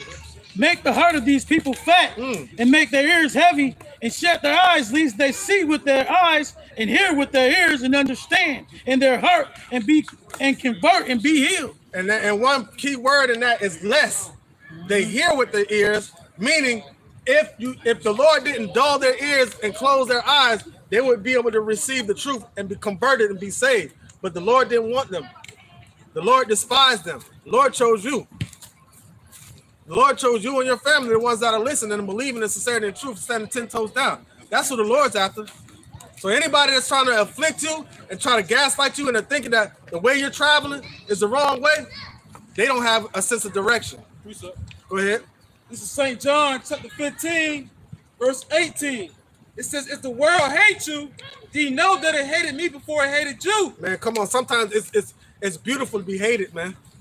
It's beautiful. If you wicked, hate me. Please hate me. I don't want you liking me if you wicked. I want to make you on the opposite side. Despise, slap me. No, don't slap me. I'm just saying. Just hate me. Don't like me at all. But if you righteous, love me, because I'm gonna love you back. You know what I'm saying? Verse 19. It says, if ye were of the world would love his own. And take that with a grain of salt. I'm not telling you to go out here and hate everybody that's wicked, because you still have love for people that's on this earth, you know, that chose a different way. That's just their path. You can't get mad at them. That's just the lot that the Lord chose for them. But you still have love for people like Mattathias. The reason why he's so vexed and angry, because he still had love for the nation of Israel, even though they were going off. If I may add on, just like scripture say, every beast consorted to its like, man. God. So, hey, you're gonna, the doctors go sit with the doctors, the lawyers go sit with the lawyers, the cheerleaders go sit with the cheerleaders, man. You know, hey, the prophets go be with the prophets, the 2/3 go be with the 2/3, the wicked go be with the wicked. Exactly. So eventually, you're gonna become a thorn in their side anyway, to where they ain't gonna invite you nowhere no more, because you're gonna be talking about the Lord all the time. This is Sirach 27:9. The birds will resort unto their light. So will truth return unto them that practice in her. Ooh, that's beautiful. The prophet subject to the prophet. God, man, that's beautiful, man. So hold on to that truth that is given unto you, man, from the foundation, man. So guess what? The Lord's gonna send other people that believe the same thing you believe your way. Right, and what was the practice? That's why you have the book of Acts. God. That means they acted it out. God. These are the acts what was it, the practices. The practice that Paul and them did, man. The practice that Peter and them did. And that spirit is going to return unto them in these times. God, man. That's beautiful. Like the elder said, the spirit of the prophets is subject unto the prophets, man. Go ahead. This is First Maccabees. Oh, it's like. No, go ahead, brother. You got to interject. Go ahead, real quick. This is First Maccabees chapter 2, verse 51. Call to remembrance what acts our fathers did in their times. Come on, man. So shall ye receive great honor in an everlasting name. I'm gonna go to 58. Elijah, for being zealous and fervent for the law, was taken up into heaven, and Ananias, Azarias, and Mishael, by believing, was saved out of the flame. Daniel, for his innocence, was delivered from the mouth of lions, and thus consider ye throughout all ages. And just because we teach we don't get salvation according to the law does not mean we don't have that same fire for the law that we had back. We are some individuals that were zealous for the law back then. But guess what? We become even more zealous for the law, right? But in understanding that within that, like what Paul said, what all the law couldn't do, that's when faith stepped in, man.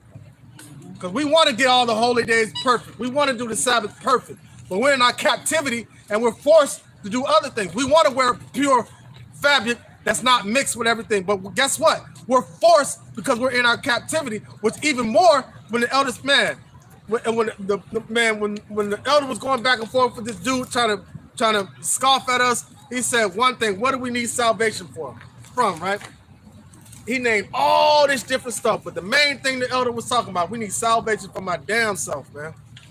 We need salvation for myself because we're in these chains of darkness. We don't have no hope if we hope in the flesh, man. That's a hope deferred. So we have hope in Yahweh Shai that he's going to deliver us out of this flesh and put us in these new bodies, man. Keep going. That was it.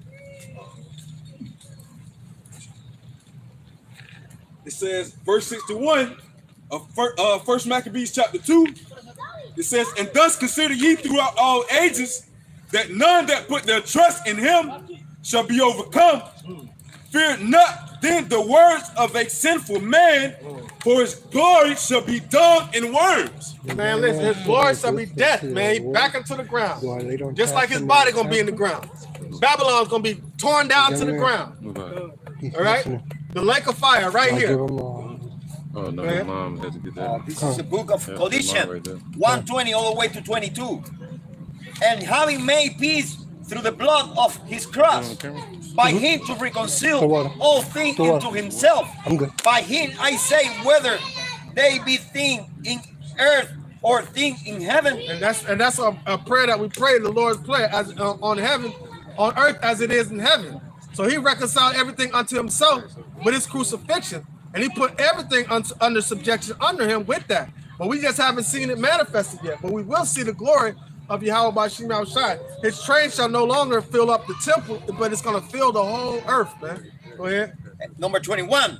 And you that were sometime alienate an enemy in your mind, be wicked work, yet now hath he reconciled in the body.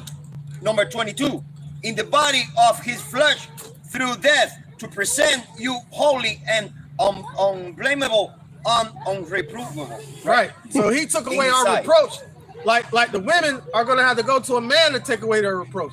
But he took away our approach. Really, he took away our approach for the men and the women with his crucifixion. But it's still an order that's set up. None of us will have a hope if he didn't do that. Man or woman, child, or old or young. None of this wouldn't matter if Yahweh Shai wouldn't have fulfilled his end of the bargain. Now it's time for us to fulfill ours. Like the women and children. If you believe, don't let nobody put anything in your mind to deter you from that. Stand strong on what you believe in and let your actions and your ways of your life show that you believe in Yahweh Bashim Al-Shai. Nobody should have to ask you that, what you believe in, because it's going to show forth in your action in your everyday life. And that goes for the men too, right? That goes for the men too. If you believe, you're going to show forth your belief in what you believe in. Chapter 4, verse 28, strive for the truth unto death, and the Lord shall fight for you. Man. Right. So when you go into that word strive, it means to fight vigorously. Man. So, hey, fight your ass off for the Lord. Hey, you just got to, like the brother Kanat said, man, you just got to uphold your end of the bargain. Why? Because the Lord, Yahweh Bashim Yahushai, is a man that he needs not to lie, man. Right. So therefore, everything that he has said, his word is going to come to pass, man. Right. You just got to stand out here and stand boldly for him. Right, exactly. So, you know, so that's what it all boils down to, man. Us standing firm in what we believe in. Go ahead. Colossians 1:23. If ye continue in the faith, grounded and sealed, and be not moved away from the hope of the gospel. All right, that goes back to our terminology and grounded. What we say, 10 toes down, standing firm, man. Man, listen, we just by the terminology used in the scriptures alone, and the man, you know we the children of the Lord, man. Can't nobody take that from us, no matter how much they try to gaslight and flood lies out there. They can't take the truth away. It's a reality, but they keep creating a false reality, right? A matrix which people fall a victim to. But guess what? The truth's still going to stand. That was some more? Yeah. Okay. which ye have heard, and which was preached to every creature which is under heaven, whereof I, Paul, am made a minister. All right, and that's what Paul went out there to do, become a servant of Yahweh by Shem Yahushua. Sorry, you had a precept? This is Matthew chapter 16. I'm gonna start at verse 21, going off what you were talking about earlier, when Yahushua said, get behind me. From that time forth, from that time forth began Yahushua to show his disciples how that he must go into Jerusalem and suffer many things of the elders and chief priests and scribes, and be killed and be raised again the third day. Then Peter took him and began to rebuke him, saying, Be it far from thee, Lord, this shall not be unto thee. Verse 23, but he turned and said unto Peter, Get thee behind me, Satan. Thou art an offense unto me, for thou savorest not the things that be of God, but those that be of men. Boom. Peter was thinking carnally at that time. But I get it. If one of you that believes that, hey man, I'm about to go get messed up, because I'm like, whoa, let's talk about this. What? Why? But none of us have to really go through that anymore. Our affliction starts right now, being outcasts and aliens. We are outcasts and aliens from the Commonwealth of Israel. Now that we come into the temple, we're outcasts and aliens to this world. So we began to be persecuted of this world like Yahushua was persecuted. You got to please. This is the book of Hebrews chapter 2 and verse 7. Thou madest him a little lower than the angels. Come on, man. Thou crownedest him with glory and honor, and didst set him over the works of thy hands. And you know why he did that? Man, Yahushua did that because he had compassion on his brothers, man. He wanted to feel that pain to the teeth. He wanted to feel that pain. He could have came down here solid stone heart, not having any emotions on anything. But he chose to be made a little lower than the angels, to be put in sinful flesh, and he made it perfect, man. Verse 8, perfect. Go ahead, Thou hast put all things in subjection under his feet, for in that he put all in subjection under him, he left nothing that is not put under him, but now we see not yet all things put under him. Right, because it hasn't been truly manifested in the world yet. But before the most, like he sent out the lie first. So before he manifests who his son is to everybody, he's going to manifest who his son is to his elect, to his other children. Right? So with that being said, right now, he's going to let you know who's not his children. He's going to let the wicked rise up and run amok before he tear this place down. So then he's going to reveal unto you now he's revealing unto you who the wicked are. Go ahead. And two more verses. In this verse 9, but we see Yahushua, who was made a little lower than the angels, for the suffering of death, crowned with glory and honor, that he, by the grace of Yahweh, should taste death for every man. And then when he did that, what did he do? He took away the sting of death. Death has no more power anymore. So now that puts the spirit of Mattathias in us. Now we'd rather die for the truth than live a whole lie. Because that's not living. Now we have an essence of what death really is. See, they fooled us with the carnal thing. Oh, I'll kill you. I'll kill you. Man, I'm already dead. What do you mean? You see how my mind is? I'm trying to be delivered from death while I'm walking on this earth as a zombie. And Yahushua only has the power of the keys to hell and death, man.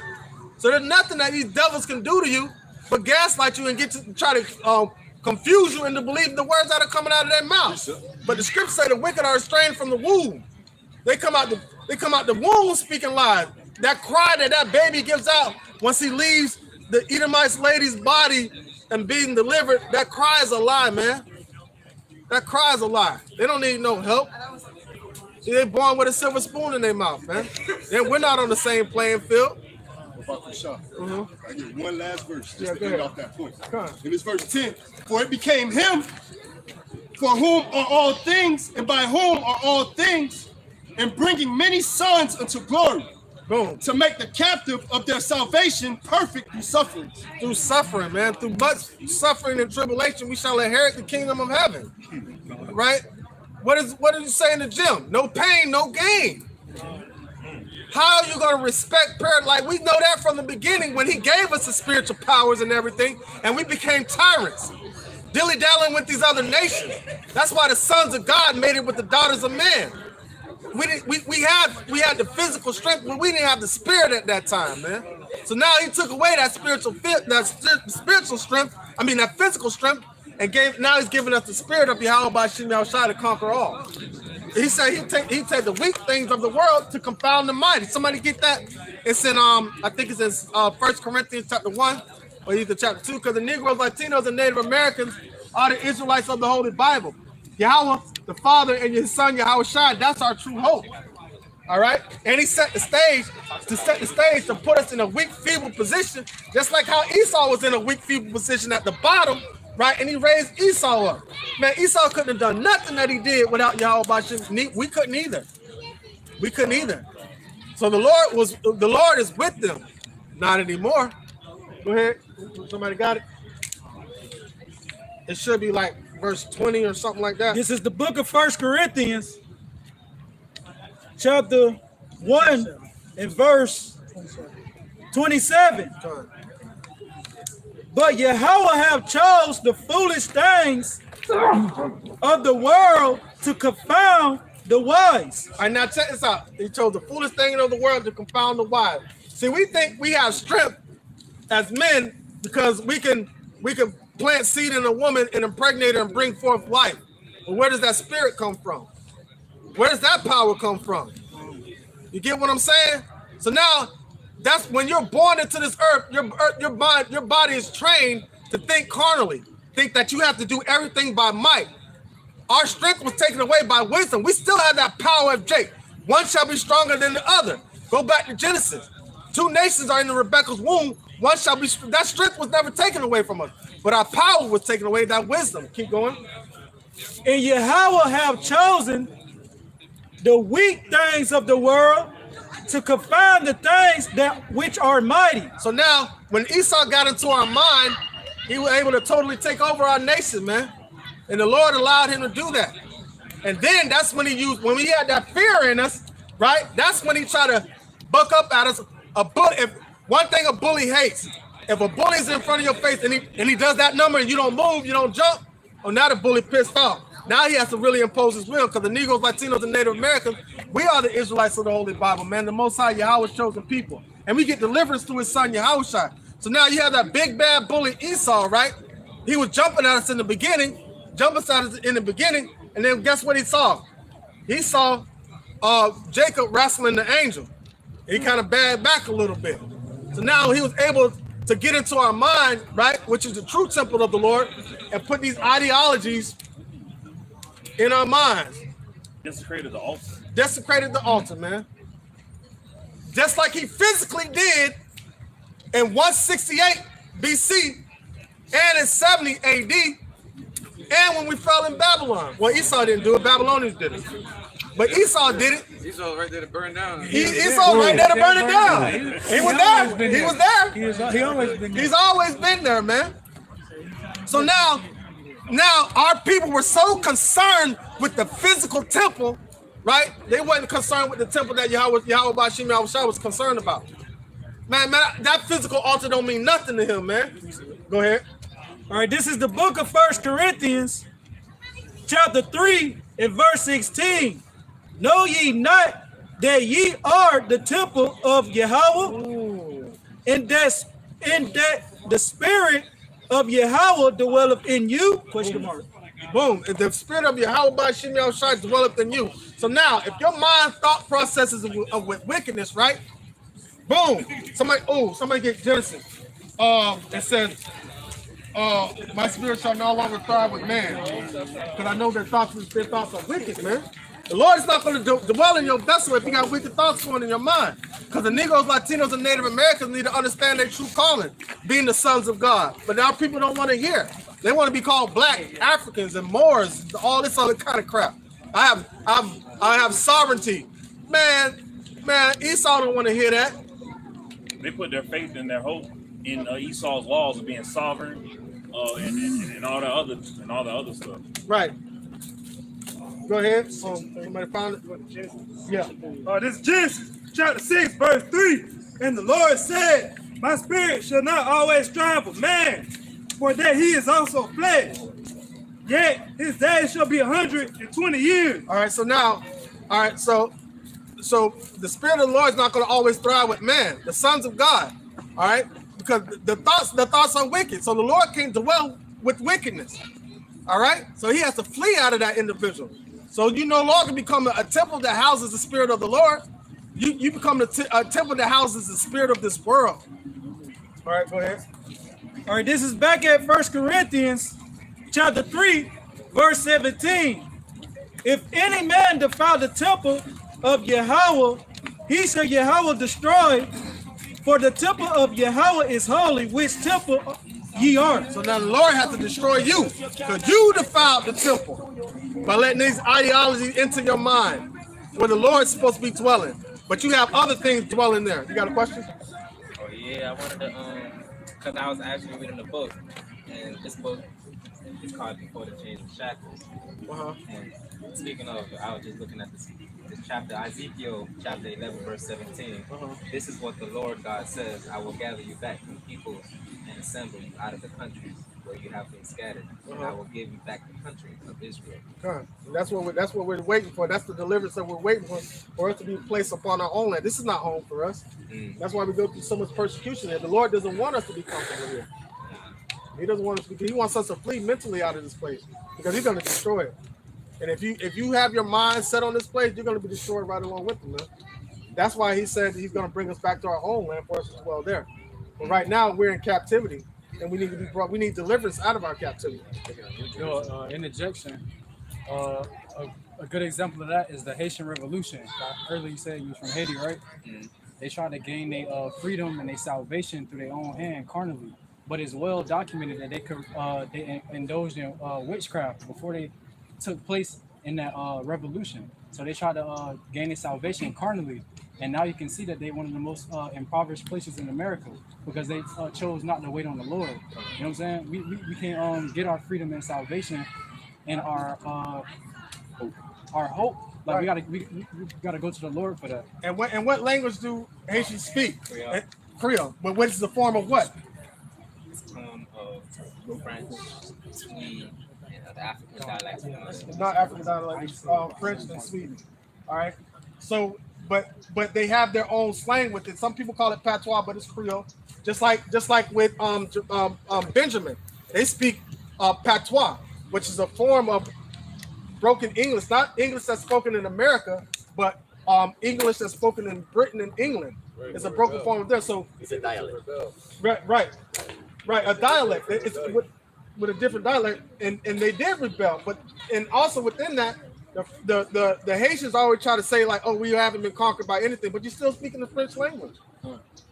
You still got that mindset of the European settlers that influence you to discontinue from your heritage, and you try to use witchcraft to destroy them, but they ended up destroying themselves. This is Sirach, Ecclesiastes 12 and 12. And further, by these, my son, be admonished of making many books. Right. There is no end, and much study is a weariness of the flesh. So thinking about that book led you to a scripture in the Bible. So now I saw you walking up with that book like it really meant something to you, right? Yeah, because one of my Haitian writers wrote this one. Right. So this is from his view, so when I read it. Right, but you need to get out of that Haitian state of mind, right? Does anybody know what the word Haitian means? Haitian? Yeah. Yeah, Haitian. That does mean cannibal. Yeah, I think it means like cannibal, man.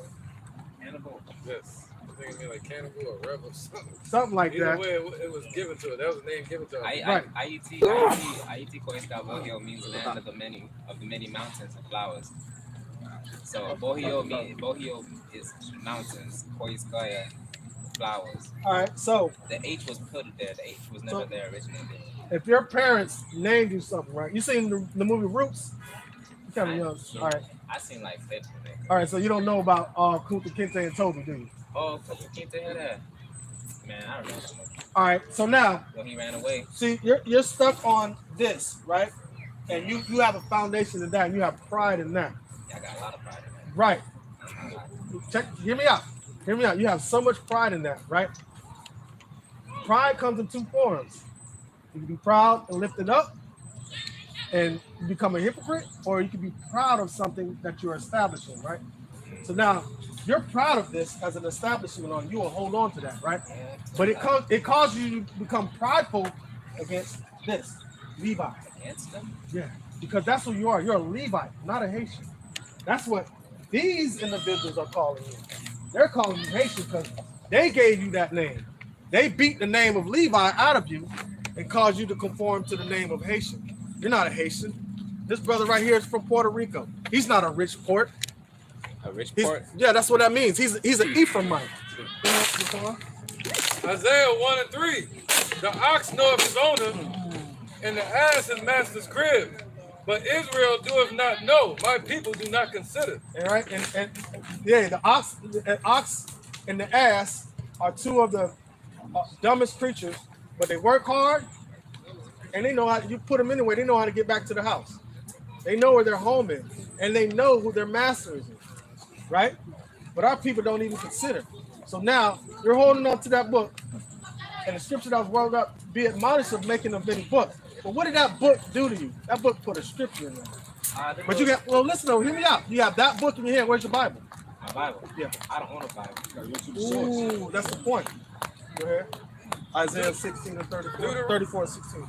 Deuteronomy 28 and 36 and 37. And thou shalt become an astonishment, a proverb and a byword among all the nations whither Yahweh shall lead thee. That's what they call you Haitians. Right. That's what they call us all those names on there besides what the Lord named. So, because they even changed it to Haitian to Zo, which means like a Haitian to the bone, which that's a whole other derogatory term. When the Haitians or went ICN, down, that's a derogatory term. They say Zo because Zo means bone, as in bad, not even like literally bad to the bone, but Zo as in like, oh, you mess with a Zo, you mess with a Haitian, you mess with a bone. For Miami, that's what I just said. That's what I said to you.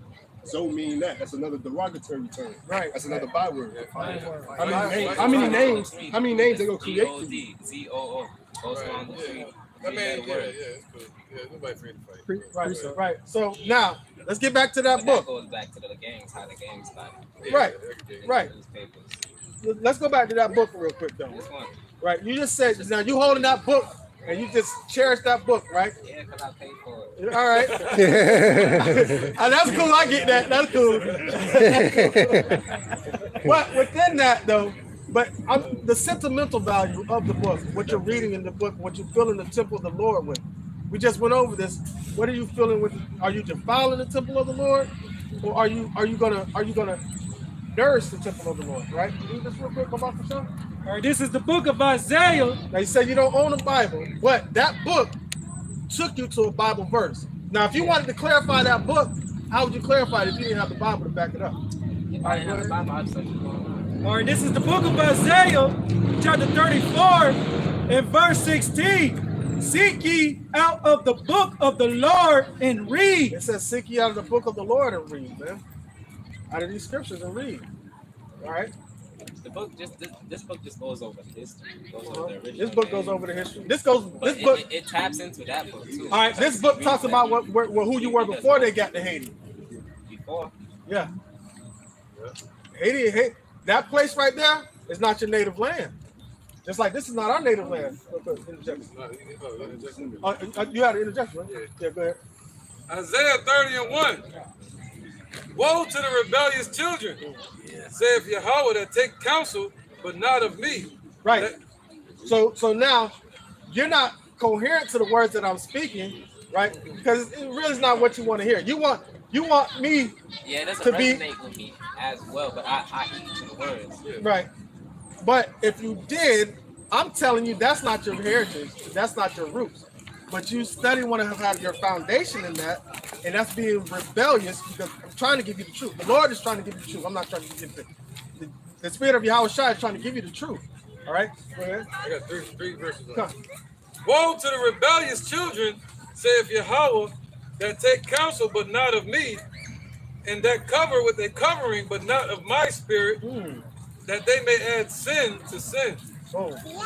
Right? That walk down to go down into Egypt, and have not asked at my mouth, to strengthen themselves in the strength of Pharaoh, and to trust in the shadow of Egypt. Therefore shall the strength of Pharaoh be your shame, and the trust In the shadow of Egypt shall be your confusion. Boom. And at that time, Egypt was a powerhouse nation, and our people used to go to Egypt for refuge and for goods and things like that because they had no faith in the Lord. And that mindset right now today with America. Those are the Egyptology. And the Egyptology. Come on. The Africanism, you know. All that. The people from Egypt, some of them migrated down to the islands, the same mountains that they should take right now. The majority of those people were our people that come from. They were Israelites. Yeah, right. That's what I'm trying to say. You know, anybody that think that we're Egyptian or they think that we're American or African, they bugged out, man. We're Israelites. And the people that trust under that shadow, under that covering, under that doctrine, that mindset, that's their confusion. That's where your confusion lies at. If you can let that go, pour out that wine, and relearn, and see that the prophecies are coming to pass, you'll be able to, the Lord will start dealing with you. Right. But He's not going to deal with you as long as you got that wall up. Yeah. Not saying towards us. We just conversing. Yeah. I'm talking about like a spiritual block that's there. You know what I'm saying? For a man to say he doesn't own the Bible, that says a lot. Yeah. As far as his belief. But you know what I mean? I don't own the Quran, so that lets you know I don't mess with it. Right. but listen though. Listen to what you did. You came up there. A man that doesn't own the Bible came up here to tell me about a Bible verse that's in the book that he cherishes. Our foundations is on the scriptures. All right. So now, what point would you try to make by saying that to me? You don't even own the Bible. Do you believe in the Bible? Yeah, I believe in the Bible. Okay. I believe that some of the words in it, it's literally just a history book. All right. It's literally another history book off the shelf. It's a history book, and it tells the future. It's a lot more than just a history book because you haven't read it. And I'm not coming at you, but if you had that same passion for the scriptures, what the elder's trying to tell you, if you had that same passion for the scriptures, right, understanding your true heritage that you did for that book, because you think that's he's telling you a sickness, because you think that's your heritage. You think that you're Haitian. But we're trying to tell you that you're the Levite. This is the royal priesthood of the Most High.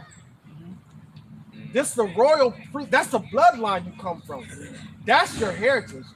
But that was taken away from us through the settlers, man. They didn't let us practice it until we revolted, though. So if you look but you were practicing witchcraft, man. You went further down the damn slope. Nah, they just call it witchcraft. Okay. I have a quick injection. The elder got one. Yeah, go ahead. Isaiah 44:3. For I will pour water upon him that is thirsty, and floods upon the dry ground. I will pour my spirit upon thy seed and my blessing upon thy offspring, and they shall spring up among the grass as willows by the watercourses. One shall say, I am Yahweh's, and another shall call himself by the name of Jacob, and another shall subscribe with his hand unto the Lord Yahweh, and surname himself by the name of Israel. Boom, and that's what the calling is being done right now. I don't call myself an American. I'm not black. I'm an Israelite. I'm the Israelite. Most and don't laugh. Most likely from the tribe of Levi. So I would be considered a Haitian, but I don't call myself that. I mean, a lot of African Americans. Like, there's documents of over millions of African Americans that went to Haiti. Millions of Haitians. Where's Africa America? I mean, America. African America. It's below Florida. African American. Where? Okay. If you're Chinese, you're from China, right? Yeah. If you're Japanese, you're from Japan. Where is Africa America? It don't exist. It don't exist. They made it up, bro. Well, Africans that were living they got African town in the current time. Is what's his name? Akon. You know the rapper Akon? Yeah. Is he an African American? Nah, he's straight African. Right. Because he can't. He was born. Was he born in New York? I think. Well, I thought he was born in Africa. I don't know. Maybe he was. All right.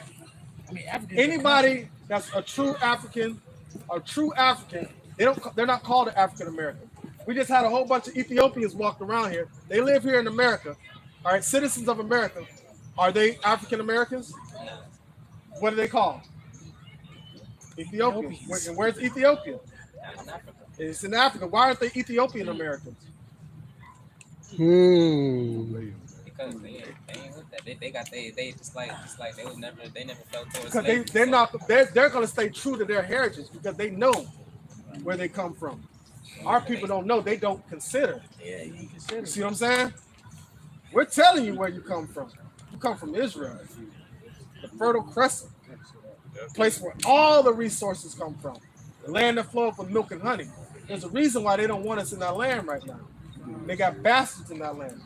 But it doesn't even. But the Lord is trying to show us it's not even about the land. It's about the fruit of the land. Us.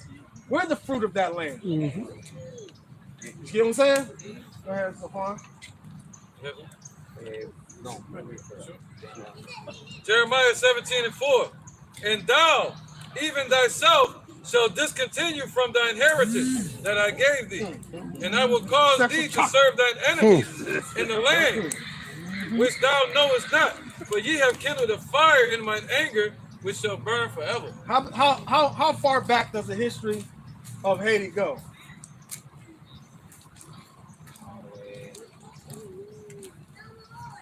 How far back does it go? It goes even past the time of when the Egyptians were in the reign. The Taínos were inhabiting command and doing the work of the So the Taínos were there first, right? Yeah. All right then. So that means y'all came later. Taínos came over in right. When did the Africans were still doing trade with the Taínos, bringing gold tip spears around and everything. You check in Columbus's book, he was talking about how he saw that was around the 1400s is what I'm trying to get you to understand. You want to go that time. But this history we're trying to give you predates that. Oh, you want to go before. Right. You can only go back about 600 or 700 years. The Haitians, the Dominicans, the Puerto Ricans, the Cubans, they can only go back around 700 years. Why is that? Right, because our heritage was destroyed because they didn't want us to know that we are these people. We are God's chosen people. He just read, we shall be discontinued from our heritage. That was a curse. If I may add on too, just like you just mentioned the Taino Indians. Who are the Taino Indians today? You know what I'm saying? Those would be the so-called Puerto Ricans, just like they gave us different names that the brother was trying to tell you too. As Haitian, all right, just like you gave the example yourself. Oh, they just call it witchcraft, but yet you got another name for it that you didn't mention. But it's still witchcraft, no matter what it is, or no matter what name you put on this witchcraft. Right. Just like no matter what you say, I could be a Zoe, Levi, a Haitian, whatever the case may be, but it all goes back to the origin of being a Levite. And you also had the powers that be then. Right. But you also had not only the Taino Indians, you had the Arawak Indians also that were over there in that land. But where did they come from? They came from Israel. Bottom line, they came from Israel. Right. That's where it's first from. Right. So with that being said, we got to get back established to our roots. Go ahead. This is Galatians chapter 4, verse 26. But Jerusalem, which is above, free. It's like it. But Jerusalem, which is above, is free, which is the mother of us all. You know, hey, Jerusalem is the mother of us all, man. You know, hey, like you said, hey, you had Africans that came and migrated from over there, but in all actuality, it wasn't Africans, it's Israelites. Man. You know, hey, we were scattered all around the four corners of the earth. I just got one question now. Why don't you call Israelites Africans if they're from Africa? Why are they from Africa? Where is Africa? Because that's where they were born. What does that word Africa mean? Where does it come from? I don't know. I believe the African name is right. What does it mean? I was told that it means you can do anything. You can't do anything. You don't know. I don't know. It comes from Leo. So that's what I was told. It comes from a guy named Leo Scipio Africanus.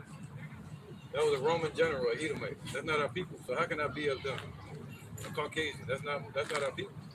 They took over that land of Canaan and named it Africa. So it was originally called Canaan. From guess what? The Bible. You feel me? Even the name Egypt. The name Egypt was originally from a guy named who? I don't know, but I know that it's called Kemet. It was from Mitzrayim. Yeah, Mitzrayim, which is Montezarium. Montezarium was one of the sons of Noah, grandsons of Noah. Noah's from what? The Bible. So he got that whole land over there is named after Noah's son, grandson, which was a Hamite. Hamites, that's who the Africans come through, the Hamites. We come through Shem. Noah had three sons, Ham, Shem, and Japheth. All right, we come through Shem. Just like the so-called white man, the Caucasian race. They come through there too. But Ham is the father of the Africans. You got that, the black dictionary? Ham. You got yours? I left mine home. Yeah, he got You about to get it. You about to get it. Yeah, that's at the Blackball Dictionary. And this is the definition of Ham, the youngest son of Noah, born probably about 96 years before the flood, and one of 8 persons to live through the flood. He became the progenitor of the dark races, not the Negroes, but the Egyptians, the Ethiopians, the Libyans, and Canaanites. And even with that term Ethiopian, it wasn't until like around the 1200s that they started calling themselves Ethiopians. I know a true Ethiopian. They're Cushites. That whole Egypt from Ethiopia all the way down to South Africa was a land of Cush. Right? This is Zephaniah 2:12. Ye Ethiopians also, ye shall be slain by the sword. So we're not African. There's deliverance for the nation of Israel. There's no deliverance for any other nation. He made a separation, even though we're dark skinned, even with the Africans, they have tribal marks that separate them because they're from different tribes. Oh, yeah, just like we're not those people, man. We're not those people. I'd be damned if I be a Hamite. I ain't sticking my head in no Oxford or nothing like that.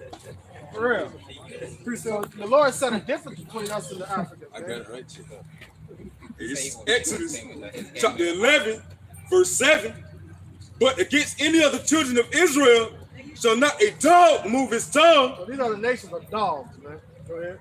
Against man or beast, that ye may know how the Lord Yahweh Ba'ashem Yahushua don't put a difference between the Egyptians and Israel. Well, the Lord funny, man. The Lord says, not only don't you say nothing about the children of Israel, you can't say nothing about their cattle. They don't know nothing. Shall a dog wag their tongue against nothing against us, man.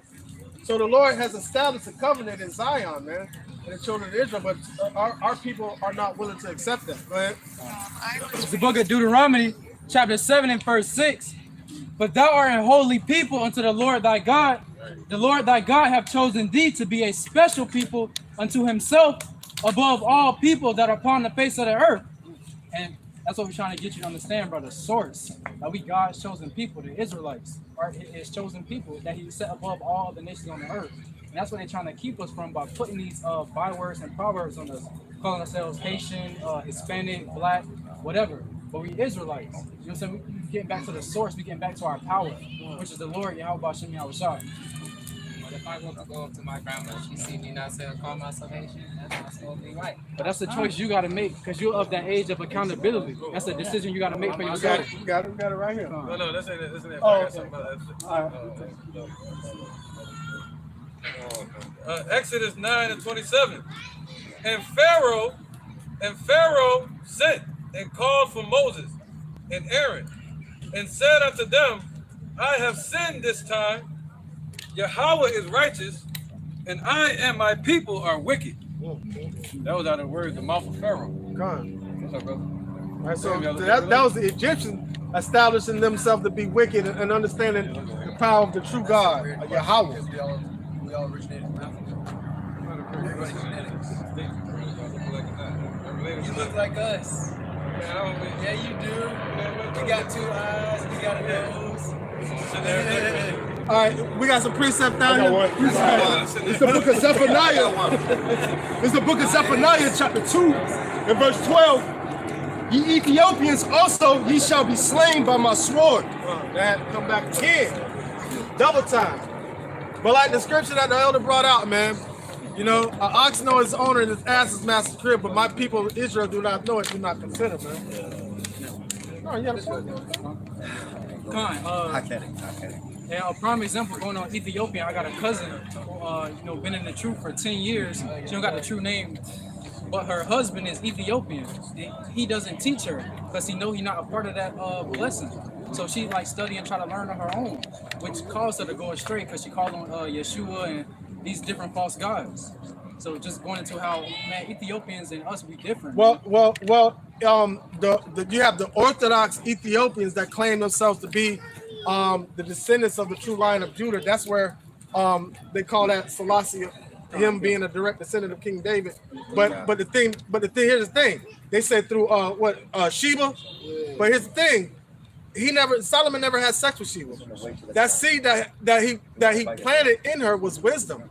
That's her whole point was to come down there bearing gifts because she heard about how wise he was amongst any man of any other nation. They said Solomon was the wisest on the earth. And she came down there to prove differently. Matter of fact, when she came with the gifts, she held back the gifts until she saw how wise he was. They started bearing him all types of gifts and everything like that, and went back to tell the Ethiopians, right, the Cushites, how wise the people of Israel were because of this man Solomon, man. So that seed that was planted, so they teach that they're the Orthodox Jews and that we're not, that we're just some outcasts. We are outcasts, man. But the Lord casts us out just to bring us back. That's it. All right, some more precepts. All right, bring them out. You got it. Go ahead. This is Sirach 17 and 17. For in the divisions of the nations of the whole earth, he set a ruler over every people. But Israel is the Lord's portion. Man, come on, man. Like everybody should be, you know what I'm saying, be cleaving on to that. Even the fake Jews don't even hold on to that, man. Somebody got to claim that. Somebody got to claim that. Hey, Con, if I also may add on, especially our people, man, you know, hey, they ass want to be everything foreign in the book, but yet they don't want to be a children of Israel. Oh, I'm goddamn blazing and this, that, and the third. The fuck, you know, hey, it's like you know, hey, man, but yeah, you're a child of God. You're a child of the Lord Yahweh Bashim Yahweh Shah, but they don't want to take hold of that, man. Hey, and here's the thing, man. I used to mess with an Israeli chick, right? There's a difference between Israeli people and Jewish people, right? Jewish people is just a religion that's based off Judaism and the Babylonian Talmud. And even in there, the Jewish encyclopedia says that they are Jews by convert, not bloodline, right? Just like Herod. Just like Herod, right? So now, even with that, who are these Israeli people? These Pakistani people, right, that are fighting over that land. Those are people that were neighboring around that when we got exiled. You know, if a place being abandoned for so long, somebody gonna go in there and squat. They just squatters, man. That's all they are, squatters in our house. Like it says in the book of Ezekiel, I shall send the worst of the heathen and he shall possess your houses, man. That worst of the heathen is Esau. They're the ones that are running that land right now, man. So that's why they're fighting over that territory. They fight. There's really a religious war. They fighting over Islam and Judaism, back and forth. Go ahead. This is Zechariah 9 and 6. And a bastard shall dwell in Ashdod, and I will cut off the pride of the Philistines. Boom, boom. He'll cut off the pride of the Philistines, man. That bastard is Esau. Yep. That's going to dwell in Ashdod, man. Yep. Over near the Gaza Strip. That's the whole area. The whole area. That's ours. Fatherless nation. Fatherless nation, Esau. Father of lies. Fatherless, but he's the father of lies. Go ahead. This is 2 Ezra, chapter 6, verse 56.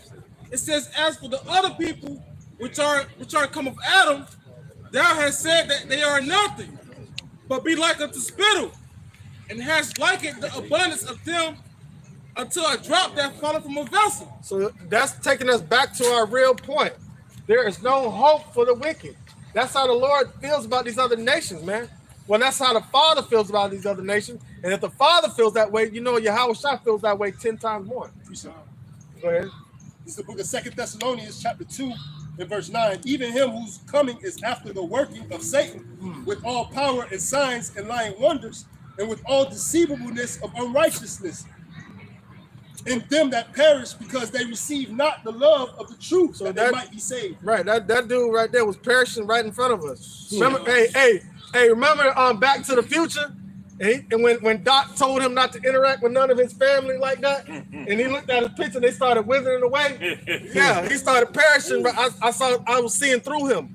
I was seeing the trees and stuff behind him because he was just withering away because he's still caught on that ideology of that Haitian revolt movement. But what about the Maccabean revolt? How about that one? You want to talk about revolts? What about that one? Understand the establishment 164 to 168 BC, how we established a covenant that we said, listen, we're going to go according 68 to 64. 68, I keep flipping it around, 168 to 164 BC, man. That we established a covenant that we're going to fight for the laws of our Father. And even within that, because the first fight that came out, it was during the Sabbath day, right? And a bunch of our people got slaughtered. Mattathias and Judas said, hey, man, look here. This is what we finna do. Hey, We honor the Sabbath and all that, but if they come back again, it don't matter if it's a Sabbath day, holy day, whatever. We're gonna fight for our laws. We're gonna fight for our nation and give our people a sense of hope, man. Our people didn't have any hope. They were going to conform to the wicked because that was their hope. That was their salvation. That was their rest. That was their resting place. Conforming a covenant with the heathen, man. Somebody get First Maccabees 1:11 real quick. Interjection. Yeah, go ahead. This First Maccabees 3:20. They come against us in much pride and iniquity to destroy us and our wives and children and to spoil us. But we fight for our lives and our laws. Wherefore the Lord himself will overthrow them before our face. And as for you, be not afraid of them. And this is a continuation of that revolt that was done back then. From 168 to 164, I had to say it again to make sure I got it right.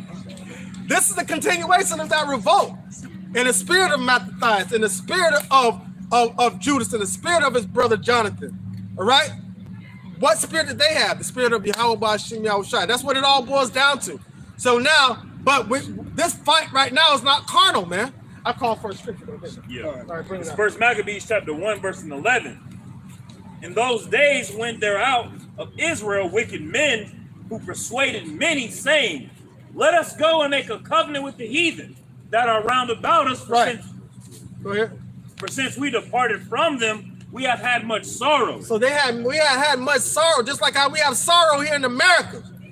We're in sorrow, man. America means bitter. Of course we're going to be sorrowful here. They try to blind you with the whole American dream that Esau tries to play out, so our people come chasing behind the spirit of the European settlers, man. The colonizer. Yeah, thank you. The water. I don't even want to say thank you. The water. Yeah. Get back to our roots. Go ahead. Right. So yeah. So making the covenant with the heathen. Somebody get Jeremiah 5:26, please. Go ahead. This is book of Galatians 4:8 and 9. Howbeit then, when ye know God, Yahweh, he did service unto them which by nature are not God. But now, after that ye have known God, Yahweh, or rather are known of Yahweh, how turn ye again to the weak and beggarly elements? The beggarly elements of this world, man. How do you turn to that? Negro, Latino, Native Americans that are the sons of God, the Most High Yahweh's chosen people.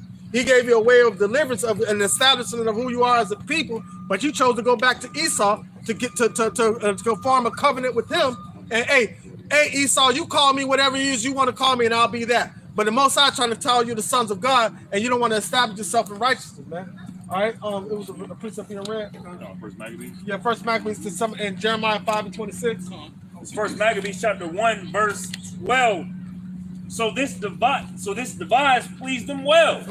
Then certain of the people were so forward herein that they went to the king, who gave them license to do after the ordinances of the heathen. Man, they wanted licenses to sin. So they started doing all and guess what? They went there to the heathen, and look what they brought back to Jerusalem. Verse 14. Whereupon they built a place of exercise in Jerusalem according to the customs of the heathen, and made themselves. They started bringing that mindset of the ways of the wicked into Israel. The same thing. Israel was a people before it was a place. So now we're in our captivity in America. That same mindset is being rotted in our people today, rooted in our people. We don't want to pull away from the colonized creation in this system. We want to our people want to conform to it. But you have those that believe that are going to grow their beard out, that are going to celebrate the holy days, the Sabbath, the Passover, Feast of Fruits. They're gonna rehearse the righteous acts in the place of our captivity. They're gonna understand the Father's name is Yahweh and His Son's name is Yahushua, and they're gonna stand firmly on that. Not believing in whatever you tell me that I am. I'm not gonna be no African American. Where's Africa America? It's not a place. It's not real. All right. I'm not black. The land of black. I'm not void of understanding. They use all these trickery and word plays to get our people to conform. Our people conform to anything except being a child of God. Jeremiah 5:26. This is Jeremiah chapter 5, verse 26. For among my people are found wicked men. They lay wait, as he had set snares. Among my people are found wicked men, man. They're wicked. because the Lord has given us a place of refuge, a place of salvation. But you have wicked individuals within Israel that are trying to uncover that or trying to throw it away. Micah 2:8. Keep going on that. They set a trap. They catch men as a cage is full of birds. And a cage full of birds. They set a trap and they catch men as a cage. Now who is the fowler? Come on, who is the hunter? So they're setting the trap. They're furnishing the table of the wicked, man. There's the hunter right here. That's the hunter. Come on. That's the hunter right there. Right there. And this system is the apparatus to keep us in that frame of mind. They don't have to physically do that anymore because they're doing it every day mentally. And our people don't want to conform away from that. So among my people are found wicked men. Yeah, look at the hunt. Micah 2:10? 2:8. 2:8. This is Micah chapter 2, verse 8. Even of late, my people is risen up as an enemy. Even of late, the Lord's people has risen up as an enemy. Come on, let's get some enemies real quick. Enemies. All right, these are the enemies. Now, these are the Lord's natural enemies, and you got individuals that are on this board that become an enemy to the Lord, have risen up as an enemy because they're following the ways after the natural enemy, which is Esau. Understand who your real enemy is, all right? They shall seek to please the poor, so they don't give us little benefits. But guess what? They'll give you almost whatever your heart. No, they're going to tell you your heart's desire, and then they'll give you that. Our true enemy is this system and the people that run it. Because a person hating somebody off their race, all right, that's just them. They don't like that person's race. But a people, one race making a system that suppresses and oppresses another people, that's true hatred and wickedness. Our people want to succeed in this society so bad, but the only way you can truly succeed in this place, or according to the system, is you have to be a Mason, or you have to be a Christian, a Muslim, or some type of way that destroys you. Hey, they love oppressing our people so bad and so much that when they couldn't do it on a physical slavery, on a physical bondage, all right, they revamped it, man, through giving you jobs, giving you the Emancipation Approximation, Jim Crow, right? Willie Lynch letter. So, and really, it's not that they couldn't do it on a physical level, but that time period was over with. So now, but if you think about it, in all actuality, how they're doing it on a spiritual level, on a mental level, is even worse. It's even worse. Go ahead. This is Ezekiel 35:2.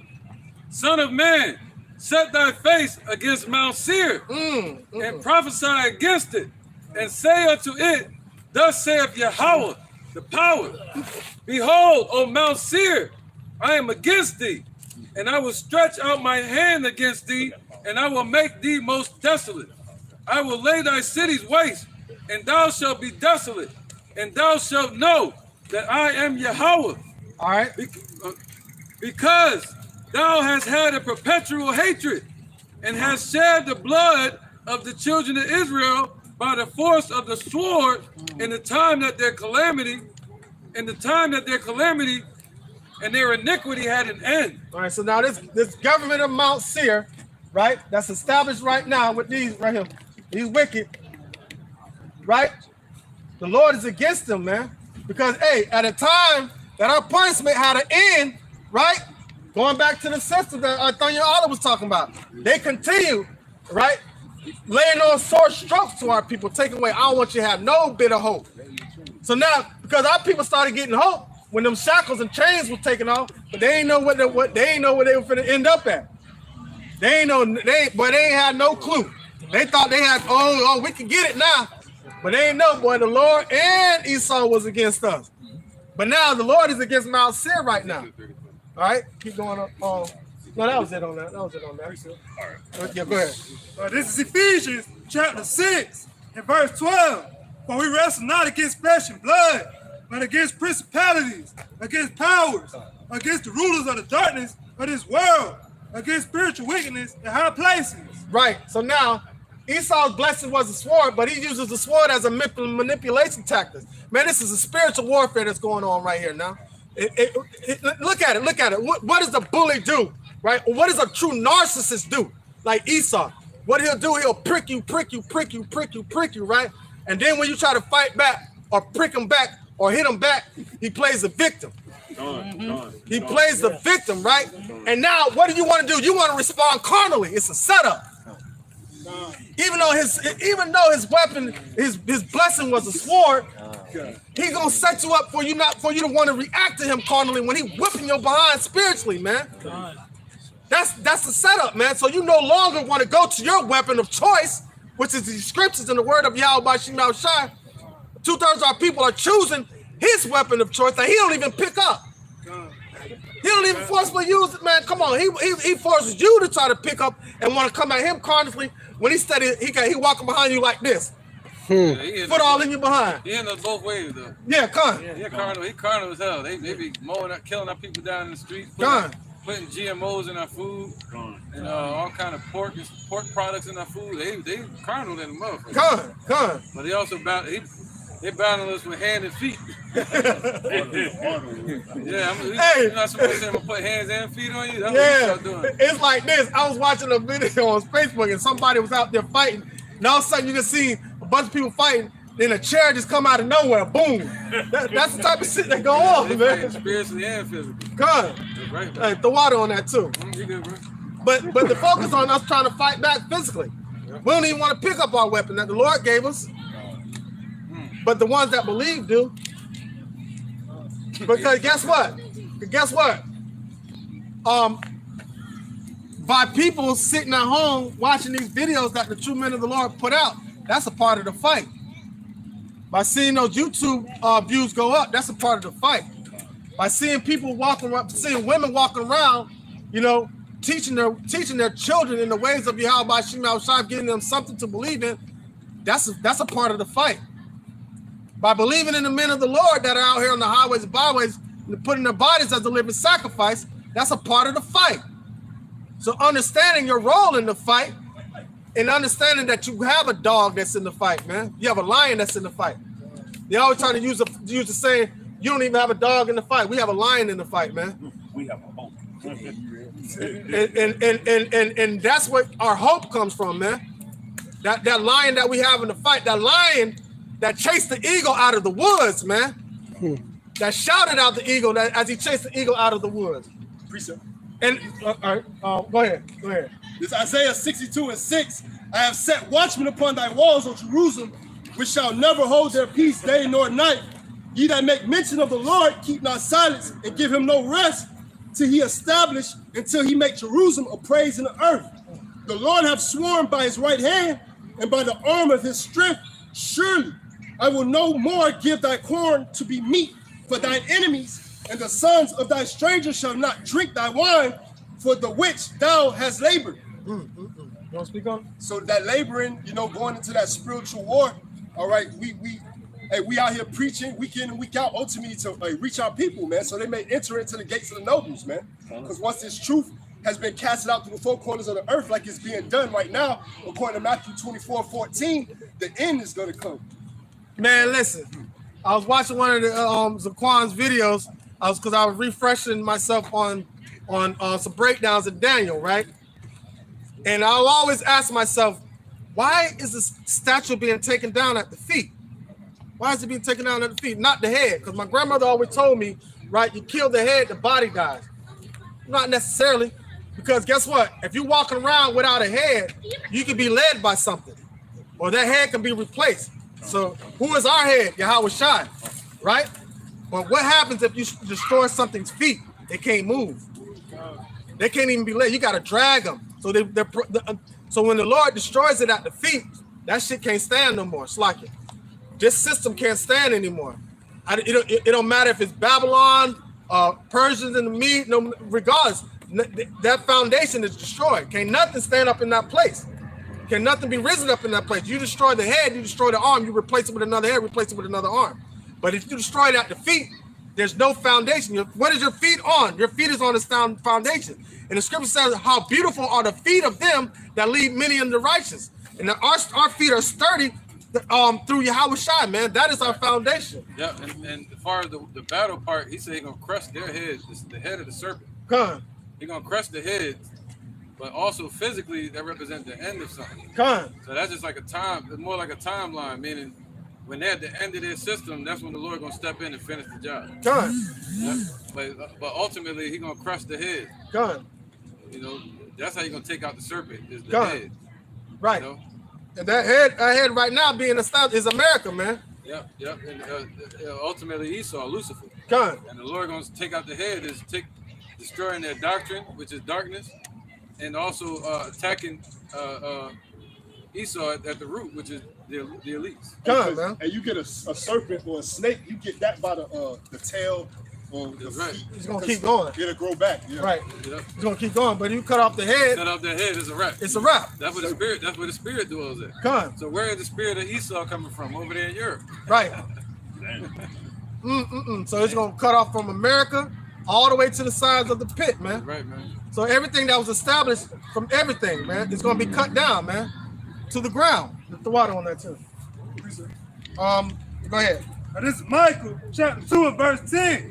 Arise ye and depart, for this is not your rest. Because it is polluted, it will destroy you, even with the sword of destruction. Come on, man. So our people aren't supposed to be resting here, man. Ain't no rest here. Because guess what? There's no hope for the wicked. So there's no place to find rest. When you have rest in place, that's your place of hope, your place of refuge. There's no hope in this place, man. All right, somebody get Psalms chapter 10, verse 28. So we try to get back into the lesson. Yeah, hope and faith in Yahweh Shai. Nobody, no thing and nobody can touch Yahweh Bashem Yahweh Shai. So therefore your hope and faith is always gonna be always gonna be there. It's never gonna be taken away. You have hope and faith in the dollar or in your might or in the might of other humans or stuff like that. All that can be taken away.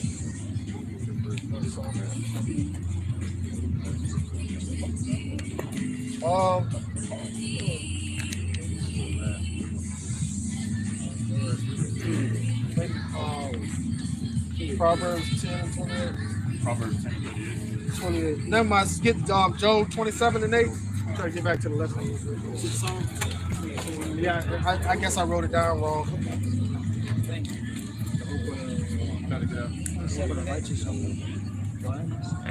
Huh? Yeah. All right. No, Job 27 and 8. Sorry. Yeah. Which one? Psalms 10. This is Job chapter 27, verse 8.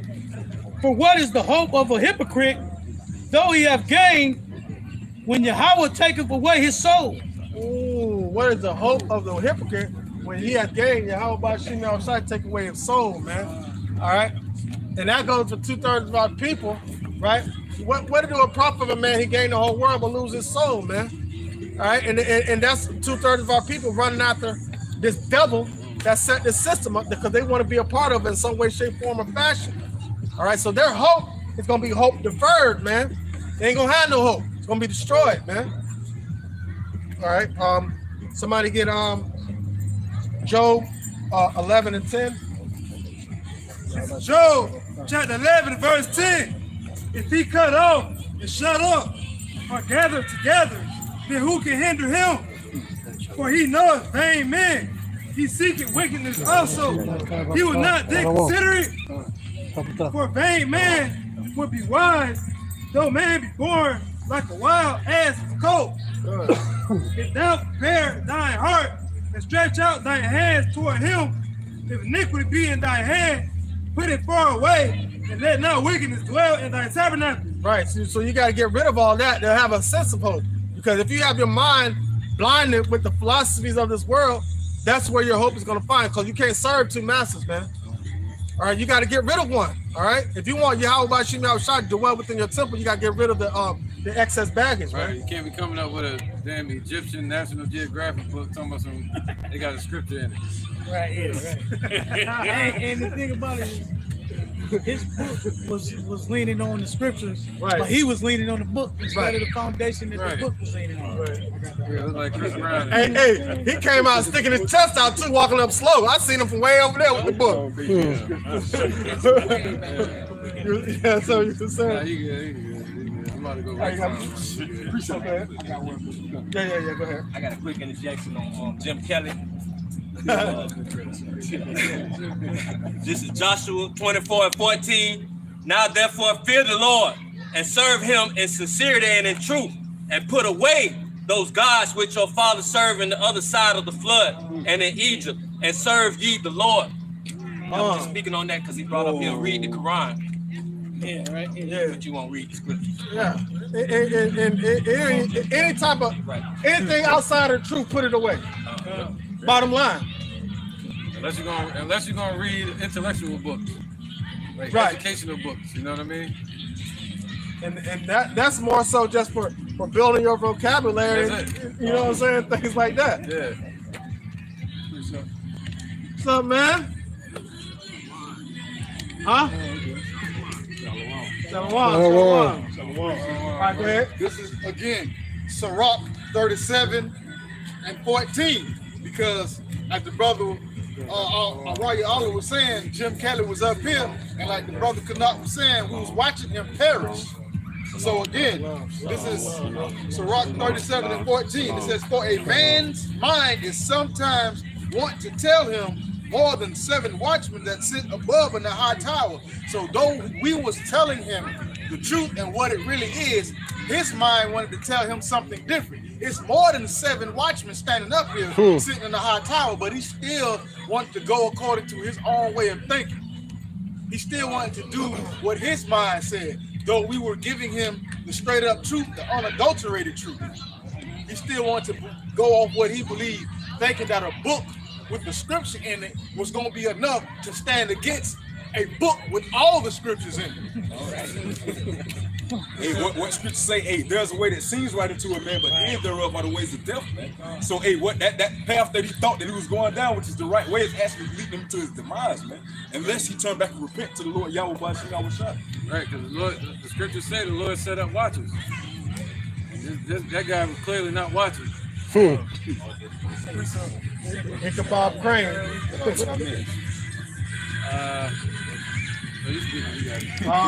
You got about 10% left on the battery. So. No, he was saying what he missed. Oh, what you? I thought you had how long we gonna be here.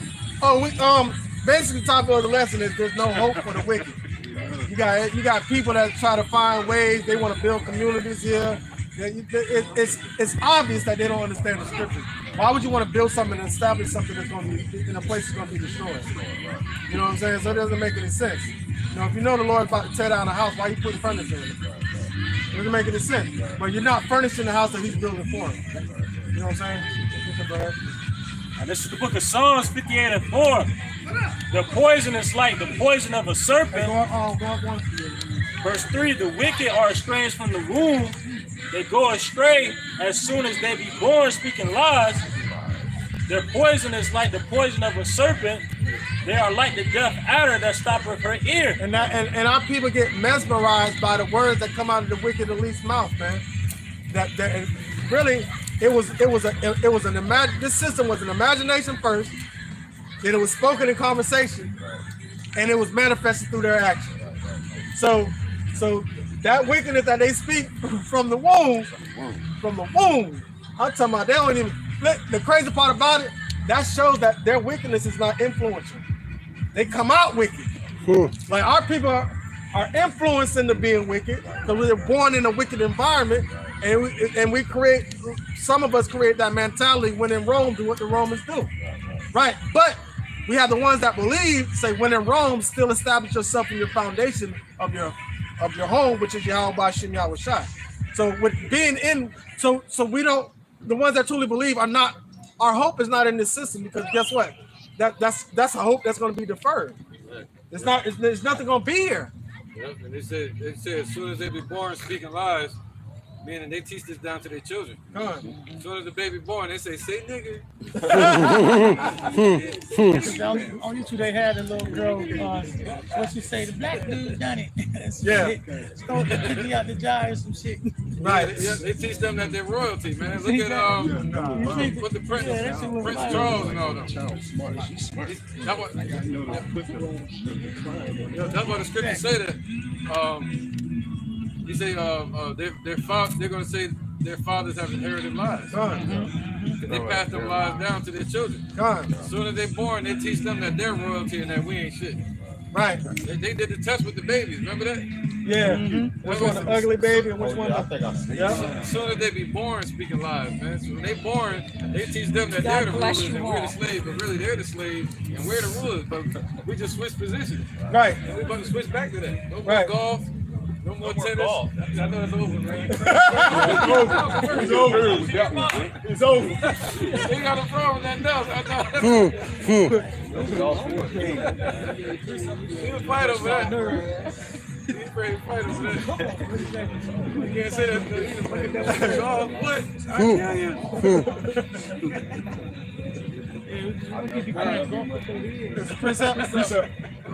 I like First Peter chapter 3, verse 12. It says, "For the eyes of the Lord are over the righteous, and his ears are open unto their prayer. But the face of the Lord is against them that do evil." All right, so hey, if you're not following the wholesome words of Yahweh Bashem Yahushua, all right, and striving to be like him, striving to be in righteousness, all right. If you stay in your pathway of wickedness, the Lord's gonna turn his face for you. You know what I'm saying? That's no hope for you. You know what I'm saying? So we have hope in Yahweh Bashem Yahushua, knowing that he's gonna hear our prayers when we're in a time of affliction or trouble, man. Damn! Hell yeah, the dog tackled the shit out of her ass. Damn, he chopped up. Yeah, he messed her up. He messed her up bad, bro. Was it at the feet? That was technique. That was technique. Hey. Go ahead. Back to what the elder was saying, this is Ecclesiastes chapter 9, verse 7. I have seen servants upon horses and princes walking as servants upon the earth. All right, back to how Esau supposed to be the slave and we supposed to be the master over them, man. Hey, but it's topsy-turvy right now, man, you know. Hey, but yet the Lord Yahweh Bashem Yahushua is coming back to flip it back right side up, you know. All right, which we're in the process of doing, all right. Which is funny how you just said, hey, Esau just got tackled by the dog, but instead it's going to be a goddamn rock, all right? And that rock is going to be Yahushua coming at the feet, breaking you down. And in addition to the point where the elder says, like, we just switch seats. Like, we got up from our seat, what it say? Move your feet, lose your seat. But think about it. We moved our feet because we didn't stand firm on Yahweh Bashem Yahushua, so we lost our seat. You get what I'm saying? So now we got to be put back in our rightful seat because the Lord going to have to tell him, man, get up. And tell us to sit down. Go ahead. Ecclesiastes 10:6. Folly is set in great dignity, and the rich sit in low place. I have seen servants upon horses and princes walking as servants upon the earth. Come on, man. And that's just it. And we are the princes that are walking around as servants upon the earth. Yeah, they the servants that sat on the horses, called them officers, overseers. God. You know? But we're going to be the policy holders in that day. Yeah, and the horses, we're going to be on the chariots. Right. And we ain't going to have no billy clubs. Oh, no. Oh, no. Yeah, we're gonna have that joint that we're gonna have that shit that Bugs Bunny had. Yeah, that scepter. That big ass scepter. You want today with your coffee. Hey, I literally hope. You know how Bugs Bunny used to hit him on the head and that. Yep. But I literally hope that we can do that in that day. Yeah, our slaves gonna look like the cone heads and shit. Come on. Be lumped up. All right, precepts. All right, go ahead, Kabash. This is Romans chapter 8 and verse 5. For they that are after the flesh do mind the things of the flesh. They that are after the spirit, the things of the spirit. For to be carnally minded is death. Meant to be spiritually minded is life and peace. All right, be carnally minded is death, but the spiritually minded is life and peace. So we have to go move according to the spirit, because if we move according to the flesh, we're going to be moving after the ways of this world, and we're going to hit rock bottom like everybody's doing at this park. That's the second person that I've seen this fall for no reason, man. The Lord is just thumping the heck out of people, and that's how this system going to be torn down, man. So don't have any hope or faith in this, what you standing here today, because the Lord is going to tear down that statue, man. Go ahead. Verse 7, because the carnal mind is enmity against God, for it is not subject to the law of God, neither indeed can be. All right, so the carnal mind can't have faith. The carnal mind will not be established in faith, because it takes a spiritual mind to have faith. You have to have faith in something that you ain't never seen before, but there's evidence of its existence. And it's a gift from the Lord Yahweh Bashem Yahweh himself. Con. This is Proverbs 11 and 7. It says, when a wicked man dieth, his expectation shall perish, and the hope of the unjust man perisheth. The righteous is delivered out of trouble, and the wicked come up in his stead. So he shall, the wicked shall be a ransom for the righteous. And what does salvation mean? For you to be taken out of the way of somebody else's judgment. So the Lord is bringing judgment on the earth, right? And he's gonna move us out of the way and let that judgment come down on the wicked, man. So that's what we hope for. It's salvation of Yahweh Bashem Yahweh going down the line, Yahweh. This is just going off what you're talking about, move your feet, lose your seat. And right now, we're moving our feet back to the seat. And this is Psalms chapter 119, verse 105. Thy word is a lamp unto my feet and a light unto my path. So we have to blessed, you gotta read it. We have to read these scriptures, believe in Yahweh Bashem Yahweh, and walk that path. All right, well, move our feet back to that seat of righteousness. You got one? Any more precepts? Go ahead. This is Hosea chapter 4 and verse 6. My people are destroyed for a lack of knowledge. Because thou hast rejected knowledge, I will also reject thee, that thou shalt be no priest unto me, seeing that thou hast forgotten the law of thy God. I will also forget thy children. Right. And when you forget, you're going to mess around and find out. The Lord going to make you mess around and find out what it is. All right, so if you establish yourself in this system, you're going to be destroyed right along with it. Somebody call police. Just like the brother said, man, Hosea 4 and 6, all right? This is Sirach, chapter 41, verse 6. It says, the inheritance of sinners' children shall perish, and their posterity shall have a perpetual reproach. The inheritance of sinners' children. And that also goes for the wicked, because they leave their substance to their babe, right? So everything that they inherited, man, is going to be destroyed, man. Verse 7, the children will complain of an ungodly father, because they shall be reproached for his sake.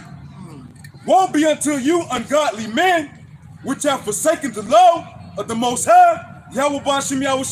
So because the Lord won't let you go conform to this world, you want to say he ungodly. What sense does that make? So you want to go for create your own form of righteousness, right? And turn away from the true power. They want to, not you. They. Go ahead. For if you increase, it shall be to your destruction. And if you be born, you should be born to a curse. And if you die, a curse shall be your portion. And that's the portion of those that are wicked, man. That's the inheritance of the wicked, trying to follow after these other nations, man. And that's what happened. That's what happened to our people. We fell away from the law, statutes, and commandments of Yahweh. We fell into wickedness. All right, and after their souls taken off this earth, they came back into this earth and still were living in wickedness because of the curses that was put on our people by Yahweh Bashem Yahweh for going after their own lusts. And within that, our people became a curse. Something small on there. All right, somebody get Job 11 verse 10. How much battery you got? 8%. Job chapter 11 and verse 10. If he cut off and shut up or gather together, then who can hinder him? I believe you brought that up. He went all the way to 11. Verse 11. For he knoweth vain men, he seeth wickedness also. Will he not then consider it? So the Lord sees wickedness, will he not consider it? So he's going to destroy the tabernacle of the wicked to uplift the tabernacle of the righteous, man. Obadiah 1 and 10 all the way to 16. This is the hope for Edom. All right, this is the hope for Esau. Obadiah, chapter 1, verse 1. 1 and 10. All right, this is Obadiah 1 and 10.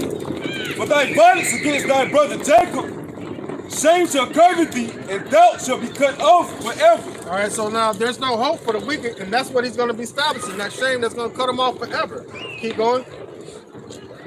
In verse 11, in the day that thou stoodest on the other side, in the day that the strangers carried away captive his forces, and their hope at that time was that they got their birthright back.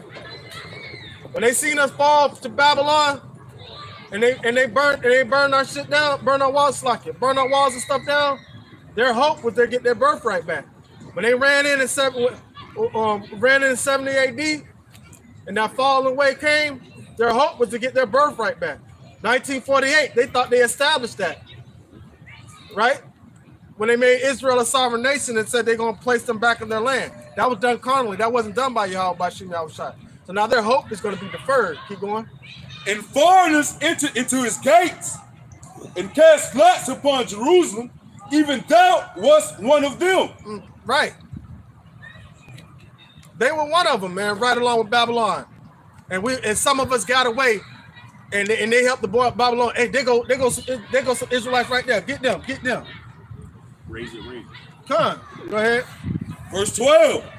But thou shouldest not have looked on the day of thy brother in the day that he became a stranger, neither shouldest thou have rejoiced over the children of Judah in the day of their destruction. All right, so now let me tell you something about brotherly love. All right, the day that we became a stranger, right? He enhanced that strangeness of our people. So he helped push us further away from our heritage. But what do? True brotherly love, we're trying to bring our people back. See the difference? Because that perpetual hatred, he wants us to stay in that dormant state of mind of us not knowing who we are. So he's going to help continue, even in this time, he helped establish it, but he's going to help continue that process, man, until we be totally consumed. But the Lord is not going to allow that to happen, man. All right. That was to 16. All right, go ahead. Neither shouldest thou have spoken proudly in the day of distress. Thou shouldest not have entered into the gate of my people in the day of their calamity. Right. So now, Esau entered into that gate, but the Lord established for him to do that, for us to go through what we're going through right now. Because if he didn't, the Lord didn't want it to happen. What did he say? If the Lord didn't want this to happen, you would have been like Helidorius when you came in here. You got to my eye wolf. You know what I'm saying? Keep going. Verse 14. Neither shouldest thou have stood in the cross way to cut off those of his. Neither should thou have stood in the cross way to cut off those of his that did escape. Right. So the Negroes, Latinos, and Native Americans that did escape, you know, that are the children of Israel, father named Yahweh, son named Yahushua, he cut them off. Right? And try to make sure all of us got consumed. But the Lord left a remnant. Keep going. Neither should thou have delivered up those of his that did remain in the day of distress. So now check this out. Now, what happened first? The Lord told them, hey, tell them to go into Babylon. Anybody that try to stay here, they're going to get consumed and destroyed. Go into Babylon and chill there till I bring you out of Babylon. But you had some people that wanted to stay back and not listen to the Lord. That's when they got destroyed, man. All right, keep going. Verse 15 of Obadiah. For the day of the Lord, Yahweh Ba'ashem Yahushua, is near upon all heathen. But with all the calamities that we've been, pick that up real quick. All right.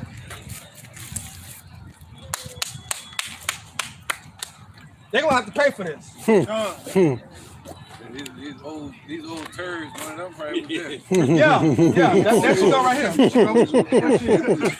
No, she on the other side. She on the other side. How they just brought out the little Jerry Jones. Yes, there they go right there. All the wickedness being revealed. Everything. I didn't even see. Coming straight to the so what was the deal with that? I guess like supposedly, right? It was an image of him. I guess like when they were trying to have black students enter into the white school, he was at the forefront of it trying to keep them out. Hey, literally. I guess they got a picture of him standing on the front line. He on the front line. Front line. Yeah, He on the front line. I mean, that's all of them, man. That is. 70, 60, 70 years old, 80 years old, you was there. Ain't gotta go that far. I don't understand why we be surprised by the stuff still. Yeah, right. Because they feel like because they're not doing this anymore, that they had to change their heart. But they don't have to do that anymore because the system that they set up does it for them. They don't have to show that hatred because the system shows the hatred. So they can go on to what the Lord said they were gonna do. They're gonna seek to please the poor. You know what I'm saying? Hey, They get us in a messed up ass condition, got our people all bugged out, killing each other, doing the same thing that Esau was doing to us. And then they try to go place like they're the saints. Right. Hey, that's crazy. I was just out there just doing some deliveries out there in the little Caucasian neighborhood, and they out there, they pick up their trash, they want to make sure they grass. They see us in the neighborhood, they treat us like we the bad guys. Yeah, but they trying to do all these things, they done destroyed them. Yeah. They'll do all that. Or they'll do all that and still have slaves in their basement. Like that sister that just ran away the other day, it was 2 days ago. She broke free from slavery 2 days ago. Guy had her enslaved. I forgot where it was at, but it's on the news. It was an Edomite. She answered her door in the middle of the night, and this Jake woman, a dark-skinned woman, had a chain around her neck, collar, and she had bleeding wrists, bleeding ankles from being shackled. I heard of that too. And she broke free when the dude took his son to school. She went to the neighbor and sang. Yeah, she went to the neighbor, but the thing is, he killed her best friend, he killed her sister, and took her into slavery. The other day, they said, why did he do it? He said, because the race war started. As if not. That's what they feel, but our people sleep. Yeah, I mean, it seems like we the only ones don't realize that they done declared war on us. Right. I mean, anybody else would have been probably responding. Yeah, man. Shit. Yeah, the other day, man, they still taking people from slavery, man. All right, let's get a couple more precepts out. In West Virginia, when I was living out there for a minute, this one woman, she got kidnapped for 15 years. And they had her shackled up. I stayed in West Virginia. Yeah, they had her shackled up. I was out there too. Charleston, Charleston, yeah, and Charleston, nice. Charleston. Yeah, I love it though. Yeah. Wildlife, Charlestown, races, slots. Hey, yes. well, when traveling to Canada, we went through West Virginia, and when we stopped there, I'm like, oh, we're in the mountains. We just had the third day, like, get your ass back in the car and all that. I didn't know that West Virginia was like one of the most racist states in America. Yeah. You might can find a little break in Charleston. Yeah, you go anywhere outside of that. Texas Chainsaw Massacre was filmed out there. Yeah. They told me that Wrong Turn was. Yeah, that's what they told me. They had me out there in the mountains. Not Texas Chainsaw, but Wrong Turn. Yes, they had me up there telling me that. I'm in the truck. They like, that movie Wrong Turn was made up here. Like, what? Yeah. So, like, hey, I'd have been making a U-turn. I loved it out there. All right, let's get a couple more scriptures real quick. It's Isaiah chapter 14, verse 21. Prepare slaughter for his children, for the iniquity of their fathers, and they do not rise nor possess the land, nor fill the face of the world with cities. Hey man, the Lord say that what will happen unto us is going to happen unto them double. Can you imagine that? I don't even know what that looked like, but it sucks to be you guys. Go ahead. All right, time pass. We got any more scriptures before we close it out? Go ahead. Real quick. Wisdom of Solomon, chapter 1, verse 9. It says, for inquisition shall be made into the counsels of the ungodly, and the sound of his word shall come unto the Lord Yahweh Bahasham Yahushua for the manifestation of his wicked deeds. So the Most High is gonna look into this. He gonna do a diligent search and search out all their works. Secret societies. Yep. All of it. He's gonna make that. Guess what? All the things that Esau has said and done is gonna come up against him. All right, you got one, go ahead. This is the book of Revelations 14 and 17. And another angel came out of the temple, which is Salaki. Verse 16. And he that sat on the cloud thrusting his sickle on the earth, and the earth was reaped. And another angel came out of the temple which is in heaven, he also having a sharp sickle. And another angel came out from the altar which had power over fire, and cried with a loud cry to him that had the sharp sickle, saying, thrust in thy sharp sickle, and gather the clusters of the vine of the earth, for her grapes are fully ripe. Right. And the angel thrust in his sickle into the earth, and gathered the vine of the earth, and cast it into the great winepress of the wrath of Yahweh. So that's going to be Yahweh Shah, man, coming back to cast all these heathens, and he's going to tread them down. That's going back to Isaiah 63 when it says, "Who is this with dyed garments from Basra?" You know, going into that, the Lord is going to come back and he's going to pay judgments to these damn heathens for what they did until the apple of the Lord's eye. And he said he alone treaded the winepress. We got two. Those two scriptures out real quick and then close it up. Yeah. All right. So Obadiah 1 and 15. For the day of the Lord, Yahweh Bashem Yahushua, is near upon all heathen. As thou hast done, it shall be done unto thee. Thy reward shall return upon thine own head. So that's the judgment for the wicked. That's the hope for the wicked. All right, Lord willing, this lesson to edify and to serve the purpose for the hopeful elect, the ones that truly believe in the name of Yahweh Shema Shai. We're going to go ahead and close it out. We're going to say, Kal, Halayim, La, Yahweh, Bashem, Yahweh Shai, Bashem, Ha, Rakah, Wadash, Ma'amah. Double honors to the elder apostles, the great millstone, and our elder Harold Wan as well. Salutations to the Akim that are pushing the truth, the sincerity, and truth. And peace and blessing to the men, women, and children that truly believe in the name of Yahweh Shem Yahushua. DTA, Shalom. Shalom. Can't see. Hey, remember you saying that? She talks so evidence again.